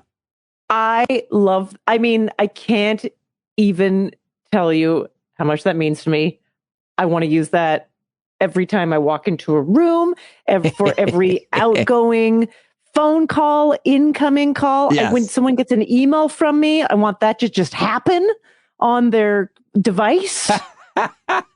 When someone opens an email from you, they actually hear that jingle. I'm trying to cue it up again. It's so good, and it's so like hauntingly joyous. Oh, look, I got an email from Ophira. Ophira. So great. So I just, for my part, the idea that I am hosting a show that's popular enough to have several talented musicians listen to it. That would write jingles for guests. It's just, I feel like I've arrived. I mean, it's so great. And then to have a jingle written about you is really also so this points to a couple things. Yeah. Pete. I mean, you don't know this guy. No, I don't know this guy. But it inspires me because basically sometimes the jingle dress for the jingle the job that you want. Okay, jingle the job that you want. Right. Jingle. You did say I'm on almost every week. Clearly, we just have to solidify that. Yep. And start writing me a check, my friend. Ophira wants cold hard cash. Will she take Venmo or does she like cash? Ophira. So what I appreciate about that song too, of course, my name has been made fun of my entire life. And what this songwriter did, not only is it beautiful and there's all these great harmonies, is that it wasn't just about rhyming with Ophira, which is the most basic version. There was a whole other world within that song. Yeah. Yeah. They just didn't go, Ophira, my dear. Like, you know what I mean? No, it was contoured. It was textured. It was real, thoughtful, and dedicated to his impression of your appearances on this show. And maybe he, knows your comedy or listened to Ask Me Another. I don't know. Maybe he's familiar with your work already. Maybe he told me that. But Gareth, great job. And we're all very flattered. I'm honored. Yeah. And check out all of Gareth's work as well, which is linked in today's show notes. He's a super talented percussionist and performer. So, all right, Ophira, let's talk. That's the only thing that I've heard today that hasn't triggered me. That's a great word. I love the word trigger. I do too. I think I've just said this before. And we didn't have that in our lexicon. What did we use to describe I think we just felt bad and then felt bad about feeling bad. Microaggressions is also a good one. Yeah, we didn't have that. We were just like, I feel bad. By the way, I feel like I'm going to go ahead and genderize it. I feel like microaggressions is used overwhelmingly by women and rarely by men for a couple of reasons I can unpack. But is that a fair, or do you hear men using it? I hear men using it. Sincerely but and not making fun of it? Yeah. No, I hear men in the workplace feeling microaggressions from people who have power over them, basically. The men don't want to express themselves in most ways, much less what you're saying sounds aggressive or it's bothering me, like in any way. So hearing men say it, I just feel like you're saying, okay, I get what you're saying, Pete. You're just like, maybe even just the vegan men say it. Is that what you're trying to say? I was saying, yeah, more lactose intolerant men. No, for sure. If I'm being honest, I was thinking about gay men using it, but gay men are far more feminine and more in touch with their, they're not as like that kind of toxic toughness guy. I don't know. Right. So, but it might also just be a perception thing, because you may have a lot of people using microaggressions towards you, but you might just not read them that way because of how you were wired, either to be really just be aware of full aggression, or you're coming always at it from a point of view that it's kind of bulldozers over it. Seriously. So you might just not hear it. Yeah, but I don't know if you're talking about me. I definitely use the word and feel it. Yes. Oh, I meant you, as in you thinking about these men who might not feel it. My life force is definitely like a bar graph that goes up, like a sound. When you see the sound, what's that called? That we audio people should know. When you see the sound, like that's the sound waves. Yeah, I get. You're peaking all the time. No, I'm saying like the aggressions, like you can see them. You could see it spike if there were an actual level that one could read about somebody else's emotional spectrum right now. You'd see mine going, oh, I'm feeling this way. I said to my daughter this morning that I was sorry that I wasn't more sensitive to her concern about having to get braces on the bottom to fix a little issue she had. I didn't realize how concerned you were about this. I'm sorry about that. And she's like, she snapped at me, and I was like, that was an example. That was very aggressive of her. I said, that was insensitive of you, is what I said to her. So I told her. And what'd she say? Someone fuck off and get out of the orthodontist room. I'm sorry. In front of the doctor and his assistant. And then she threw some of the orthodontic tools at me on the way out. No. That would be great, though. They're like, and you're buying us new tools. You're like, the braces are very expensive. The prices are very expensive is a thing. I yell a lot. God, that's like parenting 102. 101 is something else. 102 yeah. Well, I want to talk with you about parenting, but I always in kids and life. But I know that you have you have something to share about what you've learned in therapy, which I think we can always all benefit when we share it from each other. But in case people haven't heard Ophira on the show the past few times, she, like me, lost her amazing, awesome gig hosting an amazing, awesome show at a major network. Her at NPR, of course, me at Sirius XM, and now she's where I was. There's nothing the same. It's not the same, but there's a lot of similarities. And so we've been talking about it as it relates to losing your job, unemployment, all those feelings, all those emotions. And then, of course, Ophira and I get into so many other things. So where are you at? You've been doing a ton of stuff, a ton of work. It's obvious just from your social media that you've been working a lot, but where are you at emotionally? I've been doing a lot of live shows. So I've been doing a lot of live shows for sure. And I, and I've always been this way. I wouldn't say it translates to dollars, but I am a expert at being busy. Am I running away from things with my busyness? Perhaps. Perhaps. I don't know. That's a absolutely fair question that we could maybe unpack, but go ahead. So yes, I've been busy and I've also been pitching. So, much like your suggestion and my impulse, I was like, I need to just start talking to people. And some people I am talking to emotionally, like, you have some familiarity with beginnings and endings. Tell me what you learned. What do you think I should do? And I think I really, just as we were starting to talk about, like, I remember things people say. People have said these amazing things, just little images that I keep in my mind, like, it's time to push away from the dock. That was one I keep thinking about. Yep. You've been on this one dock for 9 years. You're going to push away from it and you're going to get to that other dock. I think about someone who wrote me and said, you are too good to stop. I think about someone that told me you didn't come this far to just stop it here. So I've been pitching. Pitching is relentless, and it is kind of like auditioning, and it's kind of like interviewing. It feels like so much energy and potential. And then it is, after that, it is following up and gathering the no's. And hopefully, if you have enough out there, just the pure law of numbers will bring you back a yes. When in entertainment, by the way, did you get my email, which was, have you thought about truck driving? I know, especially in the UK. If I could be a truck driver right now in London, right before the holidays, oh my goodness. Is that good money? Is that good cash? Yeah, and I think you have to pass a special, because they need fuel mostly. So you'd have to pass that special fuel license. But I'm pretty sure I can get the people that are falsifying vaccine documents to give me a fake fuel license. The thing about a lot of jobs that are going to be required in the future, certainly truck driving, I mean, I guess eventually they'll all be driven by robots, but is your body doesn't move all day. That's right. It's terrible for you. Terrible for you. I know a ton of truck drivers, friends with them. And I mean, even me, when I was driving to New York 1 hour or 2 hours a day, my body turned to marshmallow.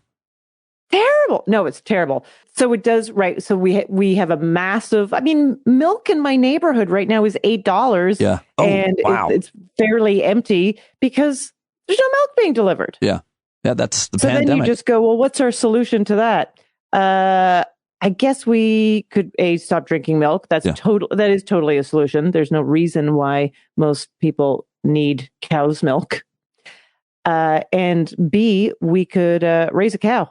I'm sure Brooklyn, there's some rooftop garden around here that someone could put a dairy cow on. A few, yeah. Like we're not asking for a full barn like some rural area. We realize there's limited space, but we get 6 cows in 6 stalls, and there's got to be some empty corporate office space. Oh my goodness, there's supposed to be only empty corporate office spaces that they're trying to entice all of their people to come back to with, free lunches, which, what happens when you have a free lunch with all of your colleagues in the conference room? Someone gets COVID. That's what happens. Oh, I was thinking of like pre-COVID because I hadn't had any of those. But yes, of course.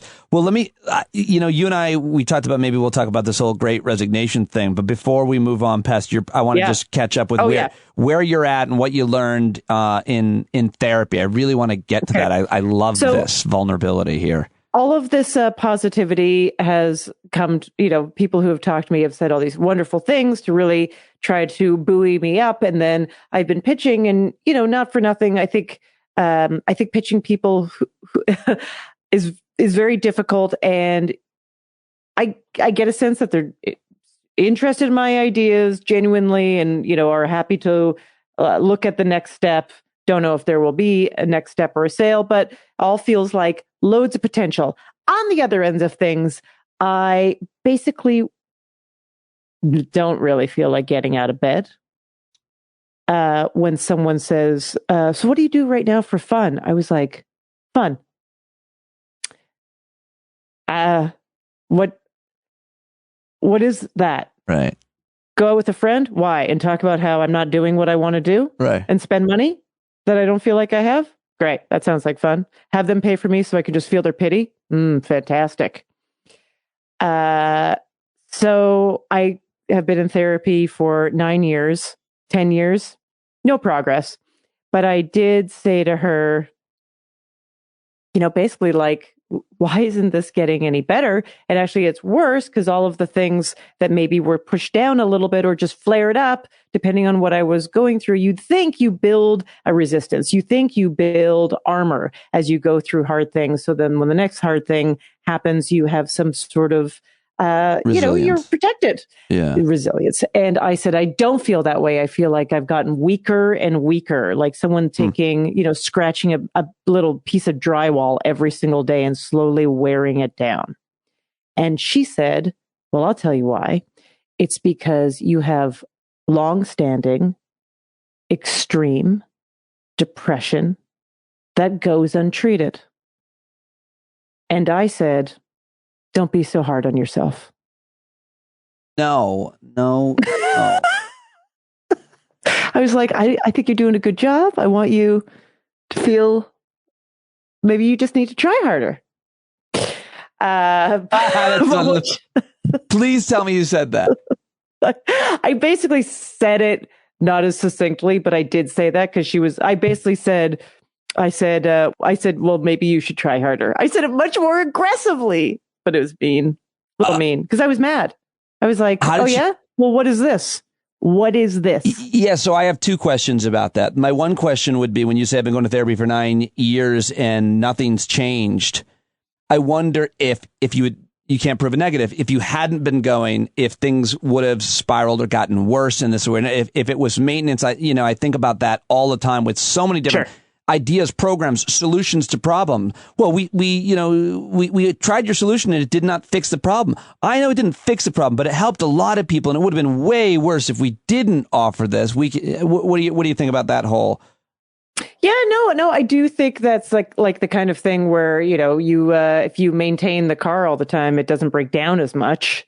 And so you might be like, it still makes a sound, but you've maintained it to a certain degree. You could look at it that way. But what she is trying to say to me, of course, I'm impatient. And of course, I think like most people, big strokes where you're like, oh, I can see the progress there. Look at this progress. You see this thing? I won a trophy in therapy, which things that never happen. I'm at yellow badge in therapy. I mean, I've never heard it put. I've never heard it put that way, but I have bragged to friends about how well I've been doing with anger. Like, I haven't had an outburst. I've been great for months. I haven't had an emotional outburst at anybody about anything for months. I'm feeling really good. And my friend was like, "Do you want me to bring you some kind of an award?" Trophy? Yes. I was like, I think I do. I want credit. I want credit for my progress. Yes. I think every year I should get a ribbon, and they'll be like, next year you're going for green. A sash. Everybody can see it. So what did she mean? She meant get on antidepressants. That's what she meant. Oh. Why won't I get on antidepressants? Oh. Has she been telling you for years? Years. She's basically said, my diagnosis has always been the same, that you have the kind of depression that would benefit from, and you would feel better if you took this drug. Yes. Mm-hmm. And you clearly have not wanted to do that. She's not a psychiatrist, so she can't say what drug, but an antidepressant. Fair enough. Yeah. Yes. Why have you not? Okay, so, I always felt that I was at a certain level of depression that I was like, I think I'm on the borderline of needing a prescription, and I have a stigma. I'll just be totally honest. Which is a contradiction, because I'm 100% behind science. I believe in the vaccine. I believe in all of these things. But when it comes to brain chemistry and capitalism, I start to get a little bit curious. And I think that in general, antidepressants are overprescribed. I think I have this idea that someone wants to shut me up rather than deal with me. And I also am like, is this about placating me so I just get to some sort of even level where I'm a good shopper and participate really well in society, and we don't really have to worry about the rest? Because that would be in a definition of someone who is doing great. And I'm not interested in that. You're not interested in any of... Well, I mean, that a good shopper is hilarious, and I want to talk about it for a long time, and I want to riff on how that is also a way to label us. We get awards, and she's a great shopper. Keep her moving, keep her happy, exactly. Keep her buying, keep her consuming. She's happy enough to consume. Tell her she needs this, and she'll be happy. Right. So I just want to say that I share 100% your views, and I, more than anyone in the world, support science. No, I interview scientists all the time, and I don't argue with them. And I can't usually, but I will just say that a lot of the scientists that know about this, I think, also share your point of view that they're overprescribed, overused. And I like the way you talked about it, brain chemistry and capitalism. And then the rest of it was more specific, and maybe unique. But I'm certain you just opened a lot of people's minds and have a lot of opinions on that. So what have you decided? Have you made any decisions? I haven't made any decisions, because there are also days that I wake up and I go, oh God, I just, I also know the other side of the argument, which is when someone says to me, listen, I am just like you. I held out. I'm a smart, intelligent person, and blah, blah, blah, blah. And I just thought it was too much. And then I finally just reached a point where I couldn't deal with it any longer. And I potentially something bad was going to happen, whatever that is. Like harm themselves, really check out of society, have a breakdown, something terrible. And they were like, so I did it. And basically, I have 5 people who have said this to me, but I'm sure this is countless people's stories. And then they say, I can't believe I waited this long. It saved my life. Why did I wait so long? And then I've had other people say to me, like, well, here's the thing. Other people say to me, well, don't do it if you don't feel like it. Just that basic thing, like, you'll know when it's the right thing for you to do. And other people saying, like, listen, this is the argument that I never agree with. They go, if you were having a heart issue, would you not take heart medication? And I go, of course I would take heart medication. Do I think the heart is infinitely more understood by science than brain chemistry? Yes. Oh, I remember now 25 years ago being in the room when my mother was getting a pacemaker put in, and these cardiologists and doctors just talking to us about where science has gone with the heart. And I feel like they've kind of mastered that. Like it was, there's only so many things, I suppose, in a heart as opposed to brain and chemistry, which is just, well, once you can replace one. Exactly. With one partially from animal parts too. The parts can be replaced by, do you make so many? Yeah, she had a pig valve. Yeah. I know a lot of people have got pig valves. Yeah. They think they're better than us. They are.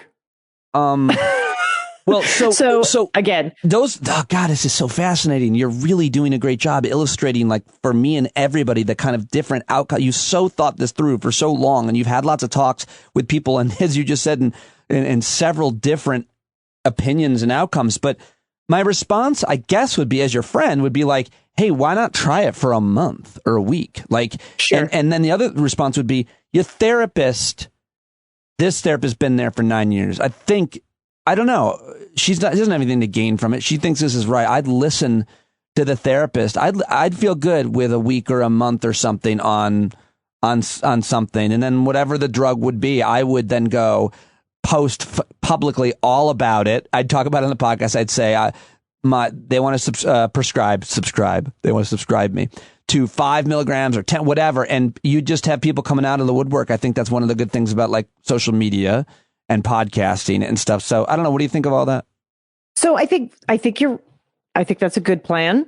I often think about, like, well, Ophira, if you could just do this for a month. Like, I was trying that with gratitude journaling. I was like, just try it for a month and see if you come up with something. That. But then I got afraid of gratitude. I've got to be the one. Please tell me someone else is like this. The 1% that's afraid of gratitude journaling, because basically I said in one of my gratitudes, I'm very thankful I have a job, and then I lost it. So then now I'm afraid to gratitude journal because I feel like it is a list of things that will be taken away from me. Oh, it is. So that's good. Oh, it definitely is. Good.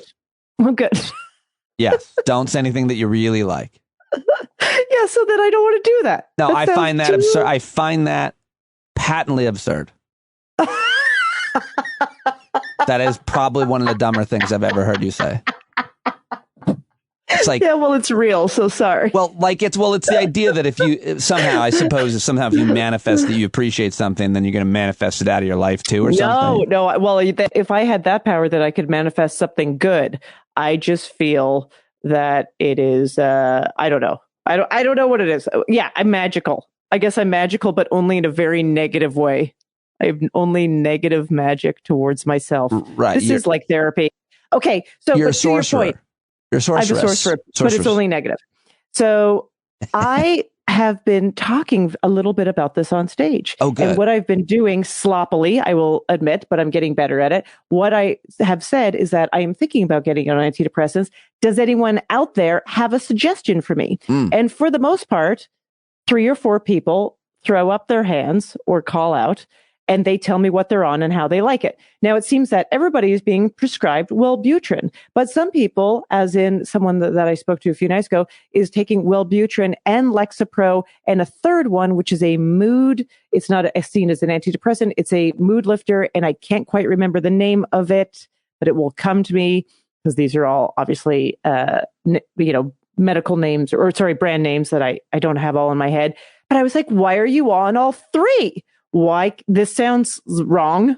This sounds like we need to get in there and find one. And they were like, well, no, this one does this and this one does this and this one has a side effect of this, but this one takes care of that side effect. And that's when you really start to lose me. That's when I just go, oh, this is, I am happy that this person is out and walking around and feeling great about spending $10 on a comedy show. And I'm grateful also for their honesty, but it's a little disconcerting. So then 3 or 4 people will tell me their thing. And then afterwards, if I hang out, as I have a couple times after a show, a lot of people come up to me and they go, I'm on this. Yeah. I would recommend this. Yeah. Here's what I've been doing. Right. But they just go, I've been on this for 7 years and I think I tried to get off of it and I don't really know how. So clearly this is just what everyone's thinking about a lot and very involved in. And I'm trying to get to the bottom of it because I wouldn't say with this crowdsourced information I'm gaining, it's not a pretty story out there. I'm still suspicious. It's not a pretty story. It's not a pretty story of how many problems people have that they think they need treated, or people's experiences with the drugs that we're talking about, or both. Well, so if I just go, all right, so let's just say the crowd is 100 people. Yeah. 4 people are willing to put their hand up. 6 more are willing to come up and talk to me afterwards. And that's probably representative of half. So I'm going to say half of every audience I am playing to is on some sort of antidepressant. This is the loosest, craziest math of all time. Yeah. But I bet it's not terrible. Yeah. I bet it's not terrible. Of a certain class of people, probably. Yeah. Of a certain class of people. That's right. So someone that in New York that is going out to a comedy club. Yeah. So that means, you probably have a job. You probably have a few different things going on. But I'm in Brooklyn and I'm in Manhattan and I'm in different parts of the neighborhood. So it's not self-selecting, just like Upper West Side, for example. And then people from out of town, if I'm in the clubs. So then I go, all right, all of these people are on these prescriptions. Is that necessary? Is that okay? I'm very confused by it. And it's not like something you take for a month, as we know, Pete. It is something that you are prescribed for ever. It's tough. It is a really, I think, challenging decision for people. I don't know. I would be interested in those people listening to this conversation that would disagree with me and say, not for me. It was simple and it's the best thing I ever did. Or, plenty of others. I heard from a lot of people when I was going through my thing, and someone I really trusted told me that took Xanax for anti-anxiety and it made him suicidal. I took Xanax once before getting wires put into my body before a lumpectomy. Anyways, that was terrifying. And all I remember is that I lost the filter between what you should and should not say to people. Oh, I don't have that already, I think.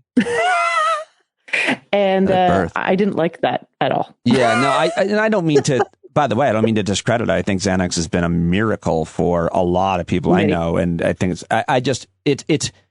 the matter of crossing that threshold that you're scared to cross. That I definitely was. I didn't do it, but I don't think. I don't think I was in the same place or have had been diagnosed with these long-term issues for sure. I feel and I have to, just for your listeners, of course, I know tons of people who would not be on this planet if it wasn't for antidepressants or mood, I guess mood lifters or many other of these medications. I know plenty of people like that, and I'm not. This is just my experience, and this is just my stigma, and I own it, and I'm trying to grapple with it. Well, we're going to get a lot of feedback, I know, on this conversation. I'm looking forward to it, but I want to, is there anything else? I just want to say one more thing on this. Please.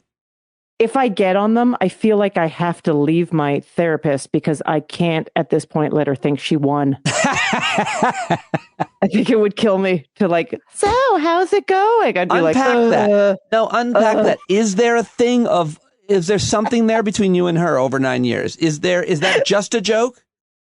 I mean, the truth is I really dig my heels in about some things. And I'm always saying to her, yeah, well, of course you want me on an antidepressant. How much easier would that make your job? Did you say that? Yes, I've said what if you just have to try harder? I've said to her, what if you just have to dig in to your experience and research as a therapist and pull out something for me? Are you just telling me that without it, that's it? This is my only option. What is her response? She doesn't love that. I don't think anyone would. She does not love that. But she does try. She tries different things. God, you're so funny and honest. Okay. Well, I just feel like it's like the thing where the yoga studio down the street from me posted up a thing. There was a while back that said now we're doing, beer yoga classes. And I was like, well, that's just an admission that yoga doesn't work. Right? No, I mean, it could make two things could be true. They both could work together. One can make the other one better. For example, leaf raking and smoking weed. Without it, it's. I guess that's not a good example because leaf raking is never fun. Beer should. Okay, I failed. So let me ask you about I want to stay on this so badly if there's anything more, but I do want to, talk about this whole Great Resignation thing. Because I know you've got thoughts about it, and I told you I interviewed Derek Thompson of The Atlantic. Obviously, you and I have gone through this. We're going through this. I'm an example. Like he or somebody writing about it could absolutely interview me, except for I guess I'm not. I didn't resign. But the point is still true that when you lose your job and resign, a lot of people find out, or the pandemic created, I don't want that a lot of these things. I got to do something else. So now I host a podcast out of my shed. And for a lot of reasons, it's far better than being in corporate media. And so people are learning how to adapt and what they like and what they want, or they're being forced to. So what are your thoughts on it as you go through it, kind of? I mean, the thing that I find... Okay, so first of all, I love the idea where people have what they call pandemic epiphanies. Yeah. But what a privileged thing. Not even the privileged people, not even the privileged people all had the privilege to have a pandemic epiphany. Right. I'll say that. I see what you're saying. So, I mean, that really is a certain cross-section of people who did not have childcare issues. Yeah, could you unpack that because I'm so glad that that's your point. Pandemic epiphany. When I lost my job, I couldn't do anything but think about money and my job. That's all I could think about. Yeah. If you're poor, and I had money, we were going to be okay for a year at least. Like we were gonna, but it's all.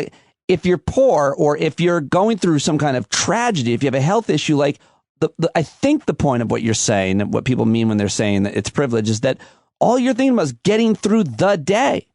Getting through the day.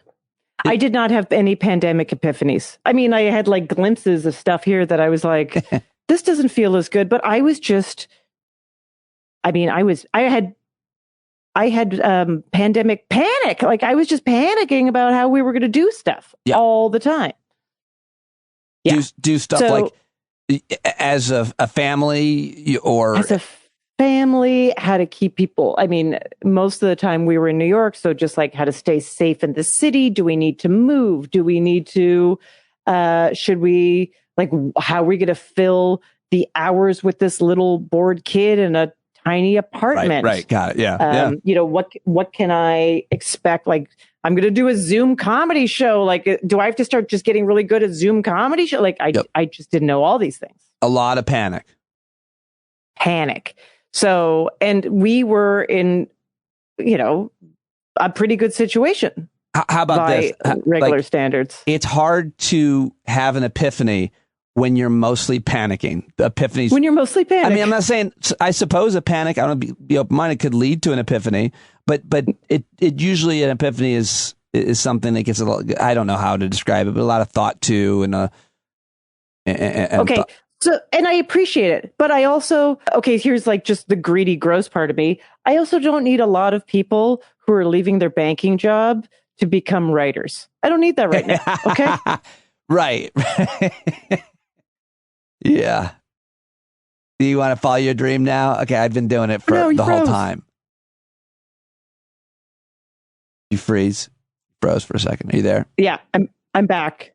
I said, you want to follow your dream now, and you're 40. I've been doing it the whole time. Right.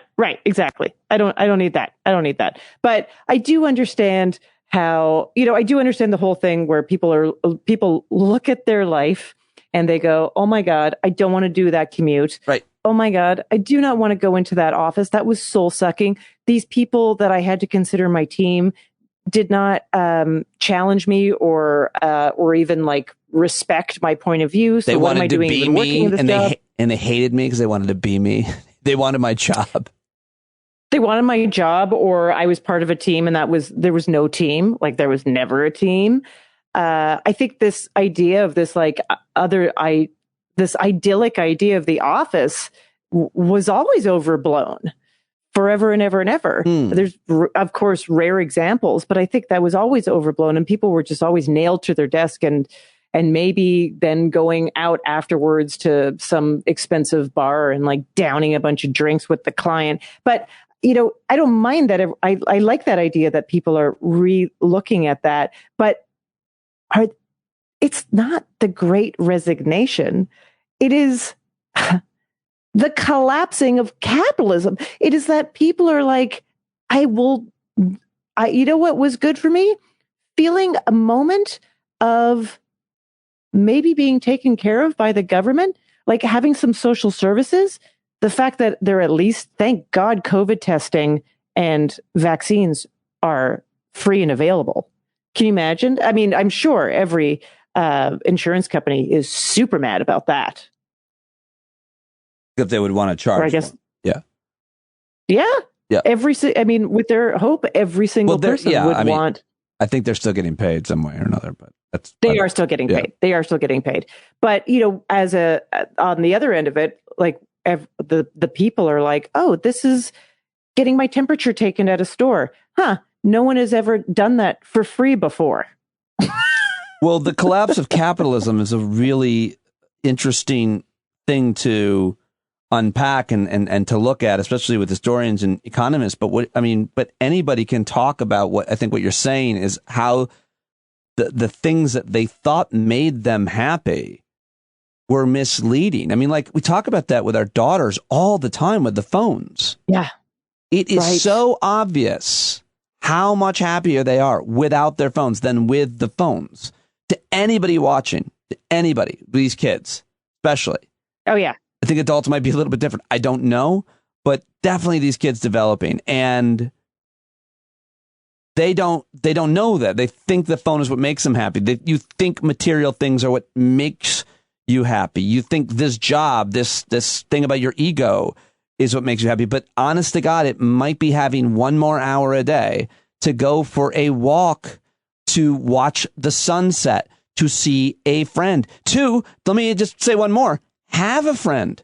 You can't even have friends because you're working too much, and you have friends, but it's not you. Those friendships deteriorate because if you don't seed them, if you don't water them, but you don't have any time. By the time the weekend rolls around, you don't want to do anything with anybody. And then that's like that whole thing where, I think John Fish has this joke. I think it's John Fish, where if you get married, in your 40s, or maybe it's Megan Hanley. I'm sorry to both of you if I'm confusing your jokes. Both great comments. That your wedding party is like your trainer. It's John Fish. It's like your trainer, some people from work, because you've stopped having friends. The only friends you have are the people that you're kind of employing or around all the time for your job. Right. Because you're working so much, so hard. And you're not living, and that's I think what we're talking about, the collapse of our economic incentives in some ways. Yeah, I mean, and even I think I don't want fashion to go away because I think there's artistry in fashion, which I love, but just this kind of thing about like, hey, guess what? When there's no one to see your $5,000 bag, it doesn't exist. I have just been, I've thought more in the last week. I went to the store and I bought a bunch of different style sweatpants to see which ones I really felt. Good for you. Because all the sweatpants now for men especially are tapered and have these tightness at the ankle, and I don't want to have anything to do with that. I can't quite find the perfect pant, but I'm getting closer. You'll get there. You'll get there. But I so hear, many. But on fashion, on clothing, like I hear what you're saying. Like my daughters, I'm so excited. They genuinely like to go to thrift stores, so they're buying, clothes that have already been worn, which is great for sustainability and for materialism. But yeah, it's down to all the things that make you happy. And I realize I'm also going real minimal as I changed my summer to autumn wardrobe. We don't have a ton of space, and I realized I don't need much. I need especially now. I don't go to work. No one's seeing me. I need a good top. You should see what I'm wearing right now. I like what you're wearing right now. No, but on the bottom, it's just cycling pants, and cycling shoes. It doesn't matter. I mean, the point is, those jokes have been made way too much, but the point is, I don't need much right now. Right. I did a benefit last week. I have an awesome suit. I have 3 awesome suits. What do I need? I'm not doing them every week. No, exactly. And I went to a very fancy-ish birthday party last week, but guess what? It was still outside. So it was like, well, I'll wear the nice coat. Mink. Yeah, I wear a mink all the time. I have many different minks. Every year I buy a new sustainable mink. Several furs. Well, yeah, no, I mean, was there anything else? Back to trapping. Is there any other way to take this great resignation talk personally or observationally, or do we get to do a trivia? We can do a trivia. I mean, I guess I would just finally say on that front that I kind of don't believe it. I think there's the thought of this great resignation. Oh, yeah, okay. But But you don't I believe don't know how much is actually happening. Yeah. Why don't you? But I mean, it seems pretty obvious, data-wise. Well, just because I think it will be like, I think in a few months people will just. Oh, I see. It won't. It's not lasting. Yeah, it's not going to last. That I think is probably a pretty fair assumption because for any number of reasons, people are going to. Yeah. I don't know, though. I think people, a lot of times, they really do change directions in their life. I don't know how long they sustain them. But I think something like moving from an urban area to a rural area that's significant. Yeah. Like you don't change that. I guess it's not necessarily the great resignation, but I mean, I don't know. That's just big changes, though. Big changes. Although, so I just look in New York and I was talking to a woman that does commercial real estate. And she was just saying that, all the boutiques and all those empty spaces, they're renting like mad right now. And I said, okay, but are they renting to like Walgreens and Marshalls and Chase Banks? Or is it like interesting designers and people with like kind of cool, I don't know, crafts and ceramics and tableware and what have you? And she was like, oh no, it's like cool, interesting stuff. So I thought, that's great. But then I was also like, where's this money anyhow? Well, the rents have come way... And who's buying this stuff, man? Who's buying this stuff? Well, we'll see. I mean, New York is different from a lot of other places and, even cities. But I don't know. All really good questions. And we're gonna all be on this journey together, figuring it out. So, it's a fascinating thing that's happened. This whole time, it's just been... We never thought we'd see it. We never thought we'd... As a matter of fact... I turned down a gig in early August because it was in May. Someone asked me or April. Someone asked me to do a gig in early August of the past. And I said, no, because I'm going to spend all of August with my family in Canada.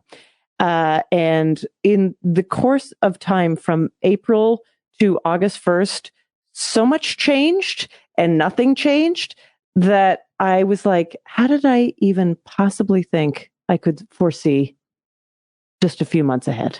I'm an idiot. Should have taken that gig next time. Just say yes and then cancel later. Oh no, I don't know. Maybe not. Uncertainty is a really challenging. That's it. It's everything, right? It's just everything. And what's more uncertain than the times we're living in right now? No time in our lifetime. So no. But all right, I have a couple trivia questions for you. Oh, all right. About thinkers. Thinkers? Here, yes, thinkers. I'm going to. This is a game. I did not Ben write Shapiro. This game. They're all going to be women. You know how I love doing that to you. Oh shit! Was my mic on? They're all women, and here's how it's going to go. It's about women's inventions. Okay, This was written by Emily Winter, by the way. She is a friend and a comic and a trivia writer. So I want to make sure I shout out to her. Okay. And how it goes is that I am going to read you a dating profile of an inanimate object. And the object is an invention that was created by a woman. And you have to tell me what I'm talking about. Okay, this is really fun. I can dig it. Let's go. Okay, here we go. And I can give you some hints, but if you just really listen to the words, you'll probably get it. Oh boy, I don't know. You're putting a lot of pressure on me. Okay, here we go. I was invented by Jean Villepreux Power in 1832, but I promise I don't look a day over 100. I'm so bubbly. If you don't like me, there are other fish in the sea and in me. is bubbly. There are other fish. If I don't, it's an invention. There's fish. Is it champagne? Okay, other fish in the sea and in me.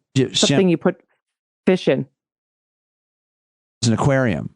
Yes. I feel like you knew there's no way I was going to get that, and that I was dumb, and you were like, "It's a thing you put fish in." No, that was the last line.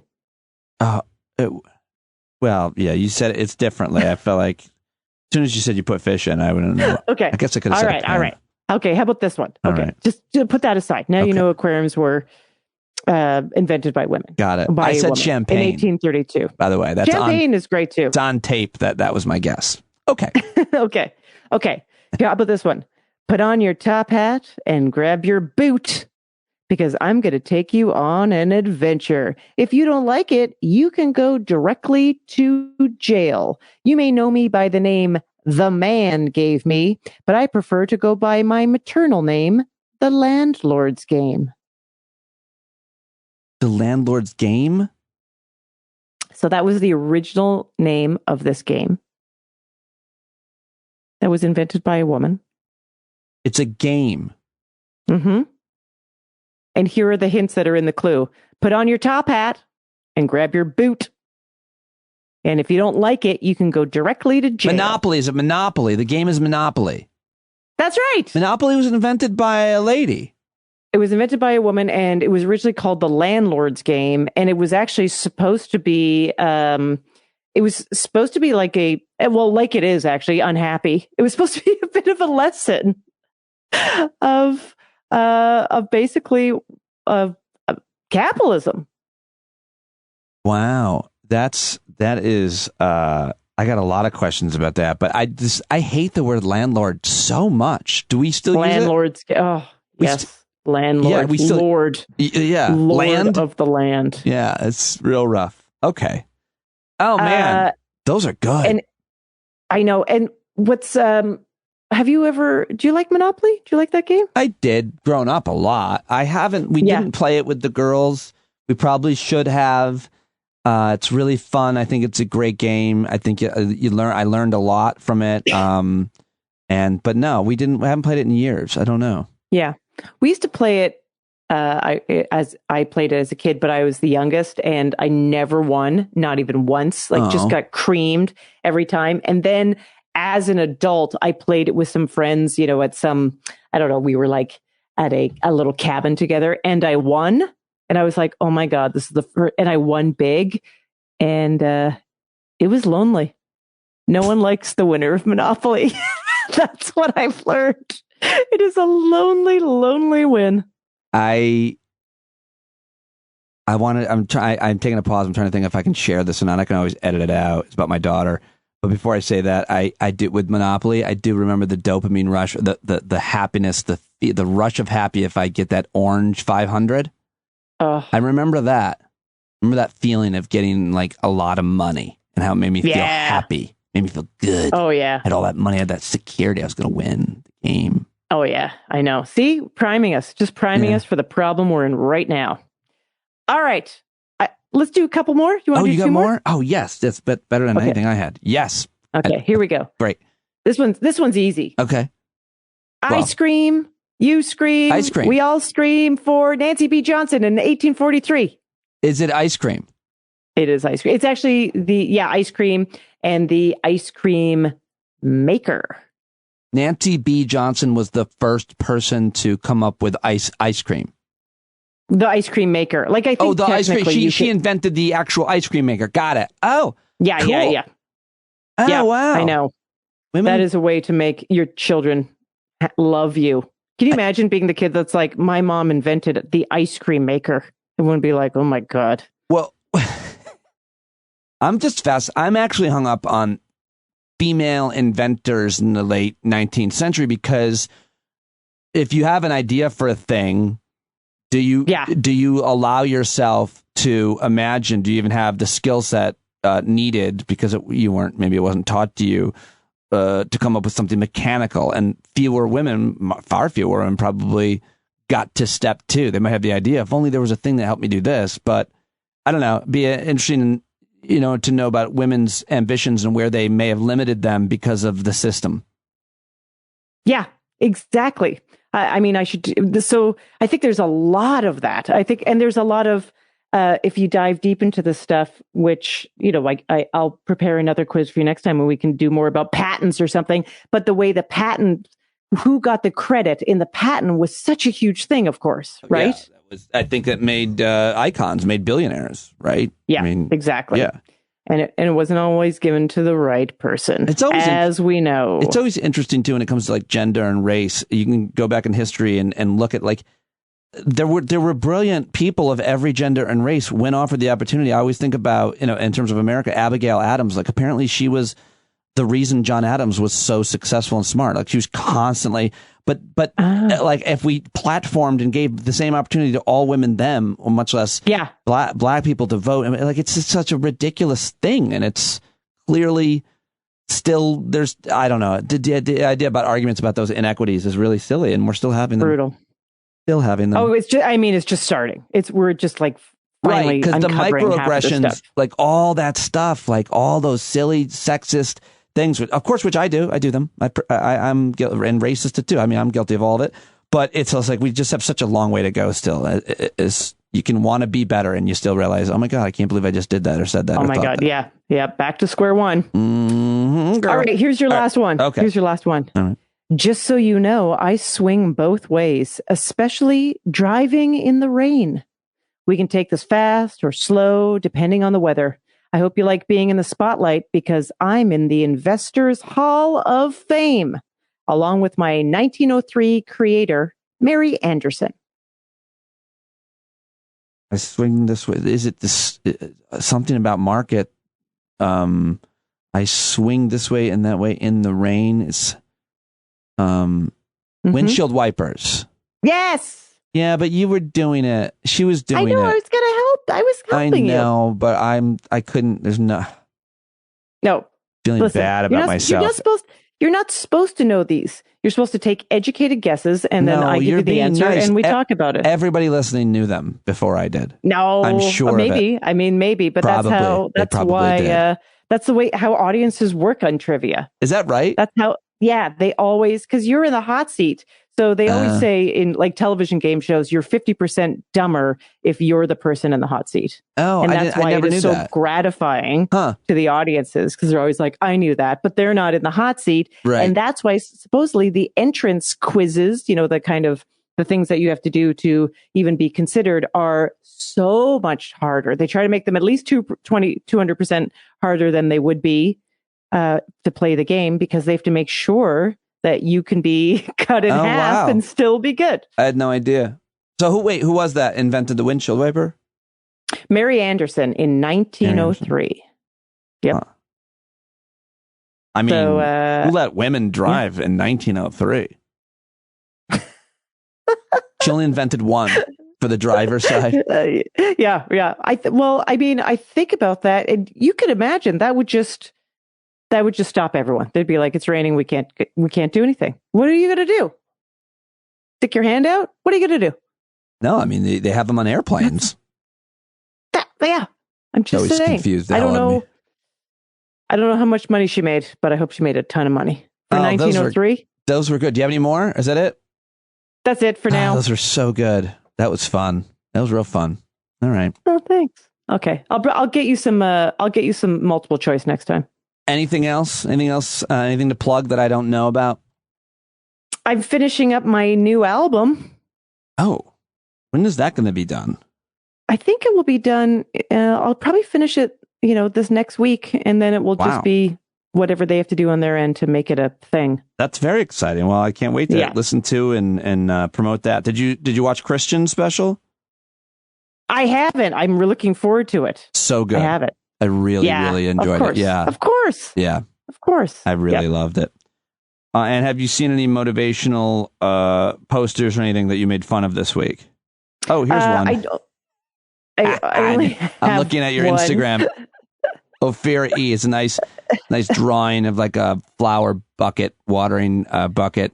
It says, "Enjoy the moment. and then you've posted a note to it in your handwriting that says, "Fuck you." That's... Oh, she froze. No, I'm back. He's back. Yep. I'm trying to, I have to take a road trip to like a Hobby Lobby or a Joann's Fabrics or a Michael's because I've run out of them in my immediate area. So I have to go traveling. Good luck. I love that. Thank I got you. one. I beg you to come up to the one near my house so we can have coffee. Ooh, okay. That's Been an hour incentive. away. Yeah, look for one up this way. I will let you go. I appreciate it as always. This is amazing. Oh my goodness. Thank Amazing. you. Thank you very much. Thank you for making And sense of my life. I do think we probably though should probably play you out. Yes, I demand it. Play my song. Ophira, Ophira, she's on almost every week. Just pick a random day. So many thoughtful, witty things to say. Now with an undertone of sadness, but I digress. It's Ophira.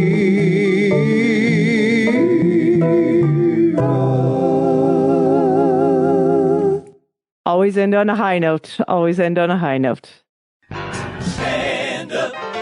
And there she goes, Ophira Eisenberg, former host of Ask Me Another. Definitely check out her album on Amazon and iTunes, Inside Joke. Go see her do stand-up. Check out her website and support Ophira. On Twitter, she's at Ophira E, and Instagram, where she's great, OphiraEisenberg.com. Okay, that's it. Sam Seder, Ophira Eisenberg. What a show. Got a great news segment and had some fun today. Thank you all very much for your support. If you haven't signed up for a paid subscription, you don't have to. Then you're kind of dumb. But it'd mean a lot. It's can't do it without your support. This is my full-time job. So if you can spare a couple bucks a month, that'd be awesome. Go to standupwithpete.com or patreon.com/Pete Dominic. I'll welcome new subscribers later this week as well. That's all I've got for you. One of my favorites, one of your favorites, ladies and gentlemen. Speaking of subscribers, listeners, and super talented Grammy Award-winning singer-songwriters, it's John Carroll singing us out with our song that he wrote just for us. Every color, Stand yellow, Up. black, red, Have a and good one, brown. guys. She's the place where every lost child will finally be found. There's only one thing to do before we stand our ground, and that's stand up, stand up. Well, the founding fathers saw a land for all. They had to stand up, they had to stand up. They had a keen imagination for a crystal ball, drawing all the plans of stand up. But all they had to go on was the time they were in, with other causes for laws, and since they weren't even sin, they knew that change was gonna come before the change could begin. They had to stand up. All right, they had to stand up. We got to stand up. We got to look the devil square in the eye. We gotta let him know it's his time to go, and make it clear when all we hear is a lie. Why you lying awake wondering where the money all went? It'll be the cost of freedom that'll go unspent. You can see him flee the scene of that experiment if you stand up. Alright, we got to speak up, we got to reach up and raise your voice in every way you know how. Don't be toes up, you got to show up. Ain't no better time to do it but now. No need to pledge allegiance to no wanton tribe. Rise up, show obedience to the voice inside, and listen well and it'll tell you not to run